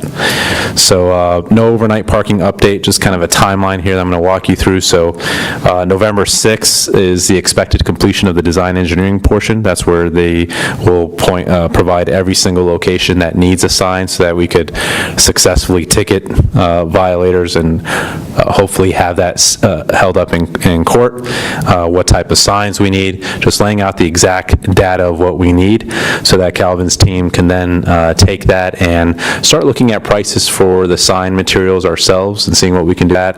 But the big decision point in briefing for you all on this is going to be December 13th. That's our goal, to bring this back to you all and talk about communications to our residents about this, along with how you want to proceed from a IFB standpoint, invitation for bid. You want us to bid just for materials or materials and labor as well. So that's going to be, we'll hope to have better data at that time based off of the November 6th report to give you all a couple of options on that one. But we do hope to issue the IFB by the end of January, and hopefully to have that brought back to you all for approval in March, and hopefully by March 21st. The work will take a few months, but we hope by the end of the summer, if not in the fall of 2023, is when all the signs should be up and we could start enforcement. So one of the things we want to talk about on December 13th for you all to start thinking about is the advertisement period. Do you want us to anticipate completion and start advertising, and right when they're done, we just go ahead and start enforcing, or do you, so that we're not, we're saying it's going to be done and it's not done and we're just kind of dragging up? We can just, I guess, keep updating residents. So just something to think about. But if we want to anticipate and advertise 90 days prior to when we think they'll be done, that could be an option. But I want to hear from you all to make sure that we're doing everything we can to let residents know about this program before we start ticketing and towing. So that's an update on that issue. Any questions on the timeline here? Yeah. Can you send us the spreadsheet that you have on the screen? Can you email that? Yeah, I can do that. Mm-hmm. Okay. All right, so at this point, we're looking at 24, roughly 30 months after we approved it for this to go into effect. I can tell you right now that the problem is getting worse. I'm not happy about it, but I guess it is what it is. But the problem is worse. And our streets are becoming nothing but parking lots of commercial parking, including on my street. I've noticed there's a big truck that he's so large, he puts cones out there. Yeah. So no one hits it. We had the RFP for the $1 million. If you want to spend the $1 million on this project, the city money, that's the discretion of the governing body, if you want to do this quicker. We budgeted $250,000, so we did not feel it was responsible to spend $1 million on this project and try to do everything we can to get that cost down to taxpayers. Yeah. That's 4 times the cost. 4 times the cost, yeah. Councilmember Doty, you have a question? I just a question about the sign itself. What kind of verbiage is going to be on the sign? That's still part of the November 6th report that we're going to have, yeah. It will be. Okay. Yeah, probably. Anything else? Okay. Questions, comments? No? All right. So now, reserved parking spaces on public roads, I was asked to talk about this issue. Before I talked about it, I just do want to provide a reminder that we did have the work sessions and town hall session in January, February of 2021, where we talked about these issues. We went over permitting zones for parking as well. We went over the recommendation that I had, that decal overnight requirements, but there was concerns brought up by you all about all these proposals, mainly with visitors. What do we do with visitors? The concern, we have taxpayers paying for our right-of-way, and now we're going to deny them access to park on our public streets in certain areas of the city. So that was a concern we had. So the compromise solution that you all came up with was just prohibiting the commercial overnight parking. That's where you guys went with. That's the slide I just briefed you on last time, or the previous slide here. That one was the most popular because, again, it didn't restrict taxpayers from being able to park on public streets that they pay for. And again, it would also, to Councilmember Hampton's point, should off a lot of the commercial vehicles that are taking up parking spaces right now from residents. So that was the compromise solution that was approved, and then the goal was to kind of evaluate how that worked over a few years before taking on more stringent next steps beyond that. So that's kind of more of a reminder about what was discussed at those meetings. So individuals, technically we can. I mean, there's nothing prohibiting us from doing so, but it comes with significant costs and effort to manage a program like that if we want to open that up. So first off, we would have to paint the spaces. They'd have to be 9 feet by 22 feet per code. That will reduce the amount of parking on the west side of the city because people aren't parking like that very efficiently. Let's call it that way. So you're going to reduce the amount of parking spaces if you start painting them, but we have to meet with proper code requirements for parking spaces to be able to do it on the west side. Yes? A comment on YouTube from Mr. Mike Smith regarding parking. Would it be possible to buy or reserve spots in front of single-family homes for residents? Big problem with random cars taking up all the available street parking. That's what I'm talking about on That's these his slides. comment Okay. and question. Okay. So if you do this on the west side of the city again, you're going to have to change all the roads to one-way roads because you're just not going to have, or require parking on only one side of the street because the widths are very small there. It'll be less on both sides of the street, actual painted spaces. You're going to have about 10 to 12 feet remaining for drive aisle. So you're either going to, if you don't want it to be a one-way street, you would have to then prohibit parking on one side of the street, which just cuts your parking even more. So this is not a good solution for the west side of the city to have the individual spaces because, number one, of the painting, and then I'm going to go over some of the other issues as well. Again, you'd have to number these spaces as well. We talked about signage for the no commercial overnight. You're going to have a lot more signage requirements for this as well to be able to successfully ticket and remove a vehicle that's parking in front of a reserved space as well. So we'd have to do this whole thing again with design engineering or just put a sign in front of every person's house. Try to space it out as much as we can would be the other option.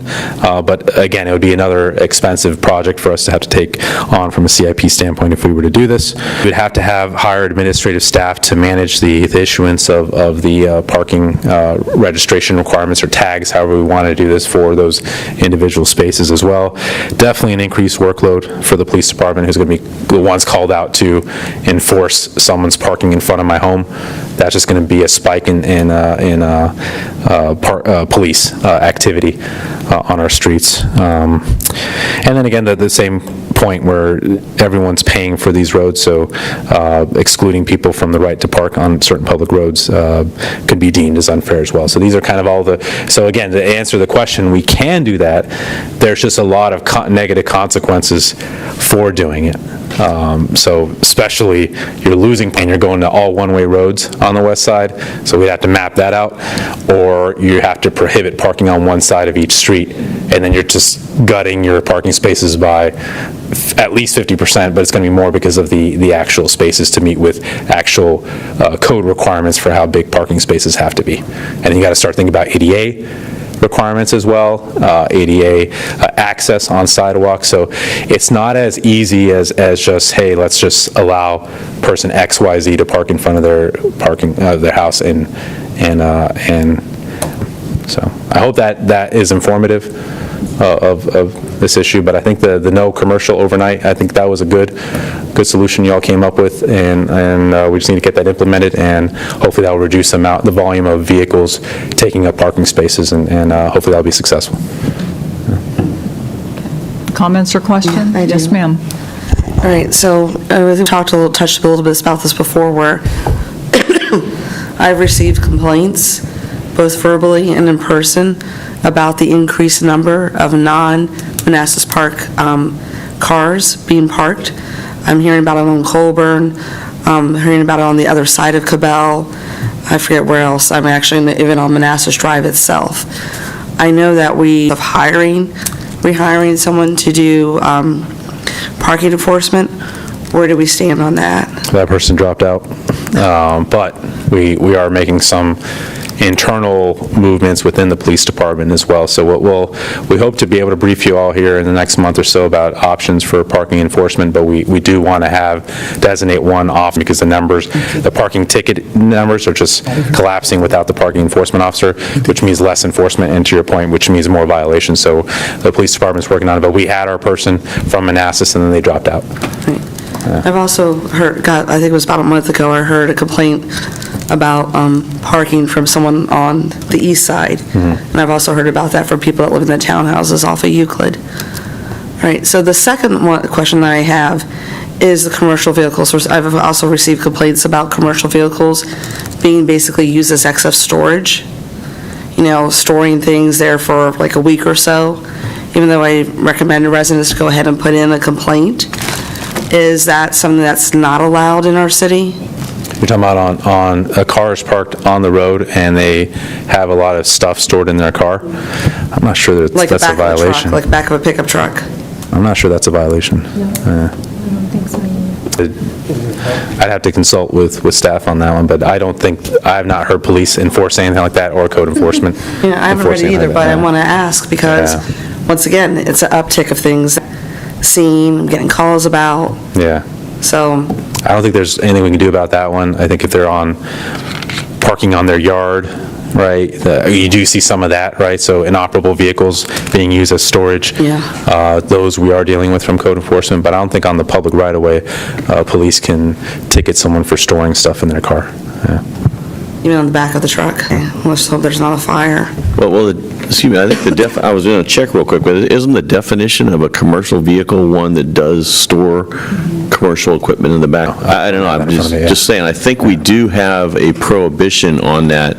I didn't have a chance to look it up before, and I didn't want you to get off topic before I just brought that up. I'll look at it and verify and get back here real quick. But you're talking about the commercial vehicle, right?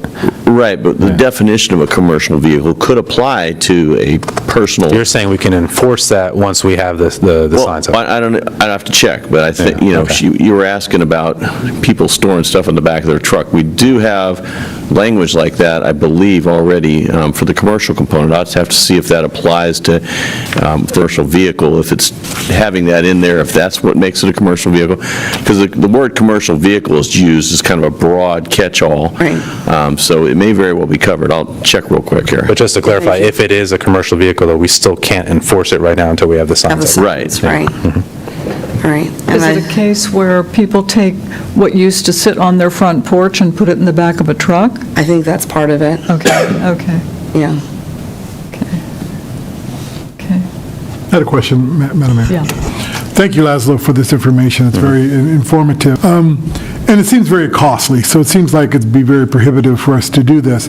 But the real problem, as I see it, and maybe I'm wrong, is that those people who have single-family homes don't have driveways. So do you know the number of properties that would apply? Because we're not talking about everyone in the universe needing a driveway or a parking space in front of their yard, if they have a driveway. So if they don't have a driveway, then maybe we possibly put a parking space in front of their house. So do we know the numbers between driveway and non-driveway single-family? We looked at this a few years ago, mainly in the cul-de-sac area, so we would have to go out and survey. But again, the problem is, let's say we just do it for one or two houses, you still have to create the space, and that's you see what I'm saying? So you're reducing your travel lanes. So you're talking about parallel or? Parallel. Okay. Yeah. So you would still you'd be decreasing the travel lane still. Does that make sense? So now you couldn't allow cars to park on the other side of the road. And if there's a house on one side that doesn't have a driveway, and then you go other side, now you have painted spaces on both sides, so you're going to have to turn that road into a one-way street. That's the challenge. Do we have that data, or we have to, I don't want us to survey again, but if you have it already from previous years? No, we looked at it. Curious. Yeah, we looked at it for the cul-de-sacs. I'd have to go back from my notes. I don't think we looked at it from the entire western half of the city, but we did look at all the cul-de-sacs, and we did measure, because that was the criteria for when we were going to allow cul-de-sacs to continue to do their angled parking. Yes. So we did look at it from cul-de-sacs, but I don't think we looked, I don't recall, but I doubt we looked at every road as well, beyond cul-de-sacs. I think they are sprinkled across the city. Yeah, they are. They are. Yeah. Yeah. No set order to which house is and which house is not. There's no order to it. I think it depends on the landscape. Yeah. So you have on the houses that are on the original side that have really tall hills, that's just cost prohibitive to put a driveway in. So I think those houses typically do not have any parking. And I know a few years ago, those were a lot of the homes that people would just catch me on the street and really bend my ear. In part because of commercial parking, in part because of people not residing in Manassas Park, leaving their cars there. Comments or questions? Yes. Do we include detached trailers in this commercial enforcement? I'd have to go back to the definitions of the commercial vehicles. I don't recall if trailers are part of that. I'd have to get we'd have to look at the code, what the code says. I can't remember either. I think they are. I think it was they are, too. RVs and utility trailers and boats, yeah. Okay. Once we get ready for enforcement, that's where police have to Yeah, I mean, get I fully think that's spun going to up. forcing, Yeah. get these trailers and commercial trucks off the, it's going to open up a lot of spaces. Yeah. I think so. That was the assessment at that time, too. Right, That was, yeah, and because we did have Public Works drive around that time and provide an estimate of how many commercial vehicles they saw, and it was quite a bit. One last question about, is it your feeling, Laszlo, that we have to do the no commercial parking citywide, or could we do one side of the city first, as we get more money, do the second side, or is that considered unfair, as Councilmember Maya shakes her head? Yeah, I think that would be considered unfair. That they would Yeah. just park somewhere else. Right. Because we talked about. Yeah, you start shifting it to the other side of the Getting city. dropped Because there off. seems to be a greater need on the west side than there was on the... No, It's all about around. the same. It's all around. Yeah. I've actually gotten, I kid you not, when I have gotten complaints about utility trailers parked over on Andrew Drive. Yeah. The other one I got, I forgot where they told me where it was at, so there's a number of them. Yeah. It's just, we've not had any measures put in place, and people have gone gangbusters with it. They've taken advantage of it. Yeah, some of the people are dropping their vehicle and then getting picked up. Oh, I've seen And they that. don't even I've live seen in that. Manassas Park. I've seen Yeah. Carpool. And this is only, are we enforcing also on HOA properties too? Yeah. So this is blanketed on everything, right? Yeah. And then last question is, because I know some residents, they own businesses that do towing, and their main source of driving is towing. Is that commercial vehicle too? A tow truck? Yeah. Yeah, that would be a commercial vehicle. If I could just point your attention to Section 2451 of the city code. It says, "Commercial vehicles, recreational vehicles, semi-trailers, trailers, watercraft, and large non-commercial vehicles during the day." There's a little carve-out for, in residential areas where people don't have driveways, okay, and that's separate out. But commercial vehicles include any truck, including pickups, on which is mounted or carried construction or commercial equipment, including but not limited to welders, compressors, blowers, and other mechanical equipment. So to answer your question, if they're regularly storing commercial equipment in the back of their truck, that becomes a commercial vehicle for this purpose. So they can't do that. Trailers, no. RVs, no. Boats, no. Bit of both, Daryl. Junk is allowed. Junk and actual Ladders equipment. and stuff. Yeah. So what if it's junk, though?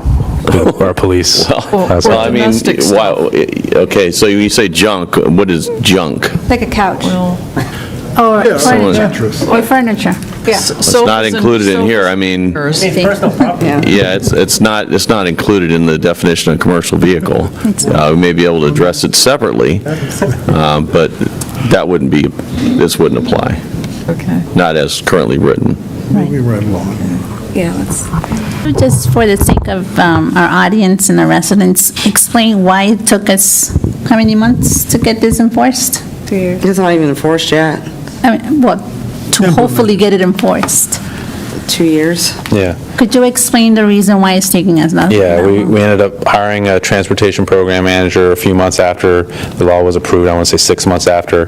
They started working on it, they crafted the RFP. It took a while to get the responses. We finally got the response, and it came in 4 times higher than the amount budgeted. So we had to go back to the drawing table, new RFP out for design, because originally we were just going to use that company who submitted their bid, their design portion. Thankfully, we didn't, because then when we issued the RFP out, the price actually design costs that they had in their budget, but we were trying to save time again. So there's always a conflict between time and cost here. So we want to do this quicker. We could have just gone with the RFP that we had and just take their design piece, but we would have spent, I think, another $30,000 more on design than what ended up coming back. So we issued an RFP for design. We got the results. We issued that contract, and they're working on that right now. And that's it. So all that just takes time. And I just got a text message from someone that was asking for clarification about parking in the driveway. Can you tell folks again about when the time comes and we have the signs up, about the restrictions of parking in the driveway? Yeah, you can have 2 commercial vehicles on your driveway. More than 2 would be a zoning violation. Okay. Any more comments, questions? Thank you for the refresher. It's actually, there's a definition of what's called a permitted vehicle. So it's not necessarily a commercial vehicle, but it's a permitted vehicle. It just says a commercial vehicle with a weight less than 9,000 pounds, a large non-commercial vehicle with a weight less than 15,000 pounds, a recreational vehicle with a weight of less than 15,000 pounds, watercraft with a weight of less than 15,000 pounds, semi-trailer that is owned by the owner of a lot or parcel within a residential zone, or the tenant of the dwelling unit thereon, and that is permitted to park within a residential zone pursuant to subsection C, which is, like you said, 2 of that. So not every commercial vehicle. So you can't put a semi-truck on someone's property and park it overnight, but as long as it's within the parameters here for a permitted vehicle, they can. 2 of them on their property. I have seen semi-trucks parked on driveways, which is impressive. Piece of legislation. I wonder who drafted. Yeah, we've seen it. Yeah. In the meantime, what can folks do? If, let's say, someone is right up on their driveway and is having difficulty navigating in and out of their driveway. If someone's blocking their driveway, that's already illegal, so call the police. But there's a difference between blocking and where it's so close you can't even navigate. Yes, call the police and let them make the judgment. Yeah. Close, put a note on their windshield, that's what I do. But what if you took it out? Yeah. What if you took it out and you can't? You have to call the police. Yeah. Yeah, because there's a resident that has had to call the police, have helped him actually back over the curb to get out of his driveway because the cars are so close. They can't leave in the morning. Yeah, totally. If they're blocking the driveway. Yeah, If they're not, yeah. But that doesn't help you if you're leaving to go work in the morning. Yeah, you gotta wait for it. Yeah. Like, I can't control people's behavior. All I can do is, again, is ask the police to enforce. Right. that, But I'm so. just asking, right, but I'm asking that question so folks know what their recourse is. Thank you, Laszlo. Thank you. Okay. We have a closed session. Dean, do you want to read us into closed session? I recommend the governing body go into closed meeting pursuant to paragraph 1 of subsection 2.2-3711A of the Code of Virginia to discuss and consider the assignment, appointment, promotion, performance, demotion, and salaries of specific city employees. Second. All in favor? Aye. Opposed? Abstained? Motion carries. We'll go into closed session, 5-minute break. Thank you.